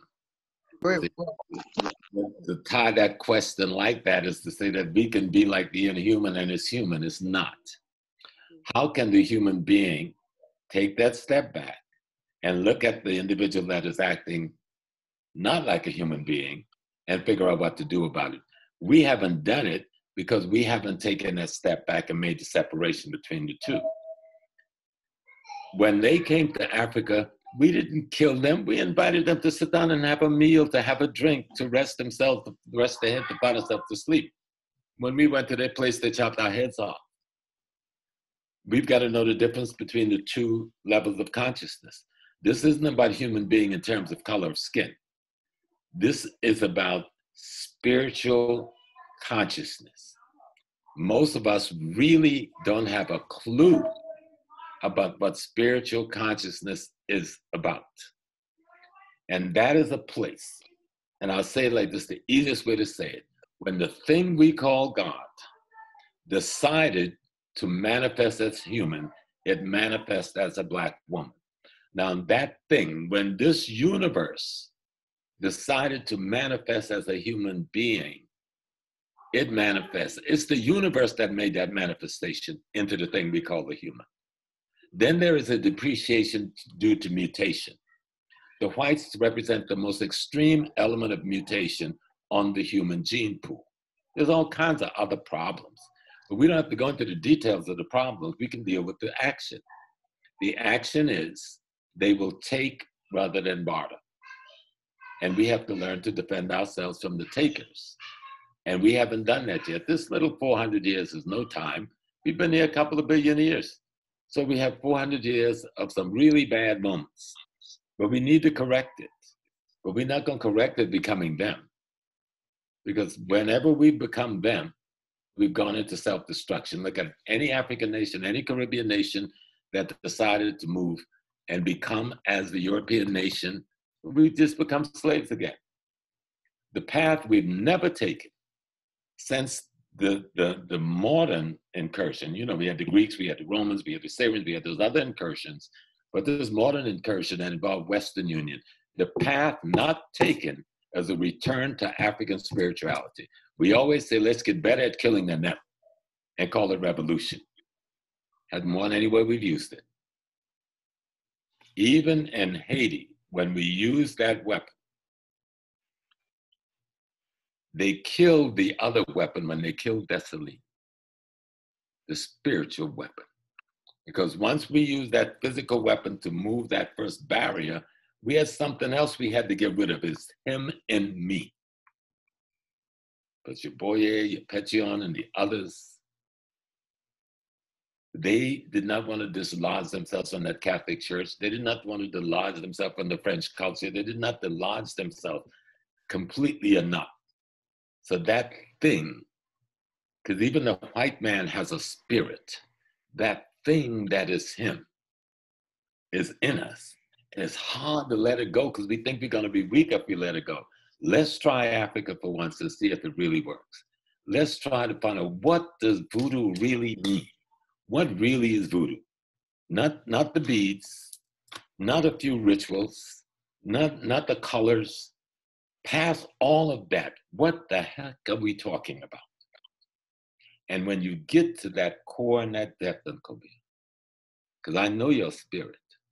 I know when it walks in a room. And I know some of what has gone on in the UK over the years, over the centuries. That thing that we call the voodoo, that thing is more than a religion. That thing is more than rituals. That thing is actually a bonding consciously and knowingly with the forces of the universe itself, and knowing how to use it. But we've got to get it back. We lost much of its utility in the struggles we've been forced to be engaged in. We've got enough time now. Let's find that strength again, how to employ it again. Because being like them is self-destruction. Ain't gonna work. We could be like them. Instead of being here with you, I could have been one of the wealthiest Black men in America. On a serious note, that's not what I want. I'm eternal. When I give up this body, I'm still coming. I will still come and go. And I want to be pure. I want to be a part of the totality of creation itself knowingly. And I'm struggling for that. That's what the knowledge is about. But the part we call the spirit, the voodoo, you know, and then I'll end. In the Ewe language, I saw them use voodoo twice. Voodoo Gazi and voodoo Daha. And one, voodoo Gazi, means the essence of the totality of the universe, the divine in me. And the other means the essence of the totality of the universe of divine in nature. And the voodoo aspect of that as a prefix is the divine itself. The totality of creation itself is voodoo. And so, you know me, you feel me, even through the screen. Definitely. That's our weapon. And that's not technology. That's our weapon. Awesome. Awesome. Thank you so much, Professor Small. Thank you both. God bless you both. Love you. Good to see you. Thank you, brother, for hosting the event. And love to both of you, Mama and Papa Baba. Love you both. Thank you. Thanks a lot. We love you. You know that, Kobia. Yes, indeed. Okay, Professor Small, I know you said that. Because I got to jump in a car and drive to Brooklyn. Okay. But I'm happy to have been with you today. And Bayyinah, you know, I missed you 24/7. I could talk to you every day, fall asleep, wake up, start talking to you. Because the woman she's like the tree of life, you know, and all of this energy and knowledge and wisdom. She comes up with a new body of wisdom every day that we need to tap into and learn from our ancestors. And friends, I just love you. When I first met you, I go, who's this guy? You know, but I've watched you, I go like, I love him. He's cool. He's my son. He's all right. And all of the brothers and sisters on the call today, thank y'all for being on the call. We'll be back again with some more understanding that we're trying to bring to you. So now I have to go and play husband and granddaddy and a few other things. Those things well too. Thank you, Baba. Thank you so much. We love you too. Thank you, Baba. Thank you. Thank you, Baba. Thank you. Thank you, Mama. All the best. Thank you. Thank you. Thank you. Thank you, Thank you, Mama Bello. Merci. Thank you, Franz. All the best. Thank you so much. Thank you so much, everyone. Franz. Everybody Thank be you, safe. Mama Bello. Thank you. Mom, we have, Are we done? We're I not don't know quite if you wanted to take them or if you want to save it for next time. Not quite done. We have a couple things that I will share with you since you're family. Probably to do it a little earlier, but that is gonna, things have a good reason for being done the way they are done. Number one, I have to tell you that I lost my sister, Mima Gloire, my younger sister, and my godchild this week on Sunday. Sorry for your loss. Thank you. My condolences, Mama. Mama, you muted. Yeah, yes, condolences to you, Mama. Condolences. I'm so sorry. Condolences, Mama, but you muted. Condolences. Unmute yourself. Okay, everyone. Let's. My Bella wants to share something with us, so let's all mute ourselves, and I'll unmute her right now. Okay. Thank you very much. Okay, so I wanted to share with you that yes, my younger sister and goddaughter has transitioned, and it is a victory because when she was born, doctors say she would not last 1 year. And one day my mother was crying that her child is, she's not gonna have this child for long. And I said to my mom, well, I wanna be the godmother and she will live.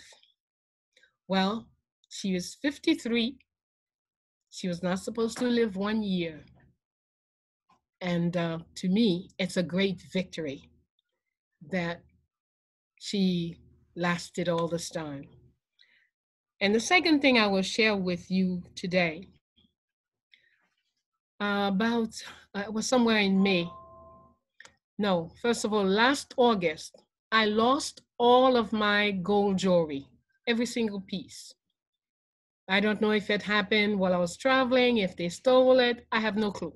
Anyway, turned the house upside down, not a single piece of gold jewelry. And last May, a week before my mother passed 6 years ago, a week before her birthday, I dreamt she came and said, very angry with me, I went to all the thieves and I collected everything. Here they are. You take care of them now. And I woke up and found my mother's watch in my bed. I did not go to bed with her. I didn't have her watch, but I have the watch now. And opened the drawer where I would normally have, that I had all my jewelry, but I didn't have any gold jewelry anymore. Opened the drawer and all the gold jewelry was right there. Every piece. So I should have understood, but I didn't. So that week, when my mother's birthday came, I made a special dinner for her. We shared a special meal and celebrated her birthday. But what I missed out is that she had come to really tell me she was coming for May. So almost day for day, a month later, May is gone. And my mother had already, when she had purchased her plot, she bought two, one for her, one for me. So life is not just what we see. Life is so much more than that. Listen to yourself, grow, appreciate yourself, appreciate what looks like you, and you will develop into that wonderfully powerful, divine person that you truly are. And in our world of justice and ma'at, we don't have to pick up no weapons. When something has to be gotten rid of on our planet, on our galaxy, we have from within all that is necessary, but we must first become ourselves. We must use our own laws. We must respect the laws of nature. As I read earlier about reparation, seeing that how 1221, we already said reparation for all the wrongs. I also say, not only what must we demand reparation for all that happened to different humans that were destroyed, but we must demand reparation for the trees, for the birds, for every animal that they have destroyed on our planet. But we must build ourselves. Work at you, work in you, work inside you. So when the hour rings, we can quietly, peacefully cleanse our earth from all that is not part of it. Please have a great, powerful week. Grow and grow and grow into your divine self. Be you, and every day do something very kind for someone who looks like you. Peace be unto you, and keep your shield, truth and justice, to protect you. Thank you so very much. It is so great to have this family to meet with you every week, where we all learn from each other. Thanks a lot. Be great. Continue to be each day greater than the day before. Thank you. Awesome. Thank you, Ma. We love you, and we appreciate all of your knowledge and wisdom and your willingness to share it with all of us. And we appreciate it, and it won't be for granted. So thank you so much. And thank you, everybody, for logging on to another episode of Bayyinah and Friends. And we will see you next Thursday. See y'all later. Thank you. Thank you, Mama Baby. Until next time. Thank you. Thank you. Sorry for your loss. Thank you, Franz. We love you. We love you. Hello. Thank you, everybody. Oh, I love you, everyone. Thank I love you. Mama Bello. Thank you, Fran. Thank you, Professor Small. All right. Take Thank care. you. Look out for the recording. More power. Peace. Peace. Bless.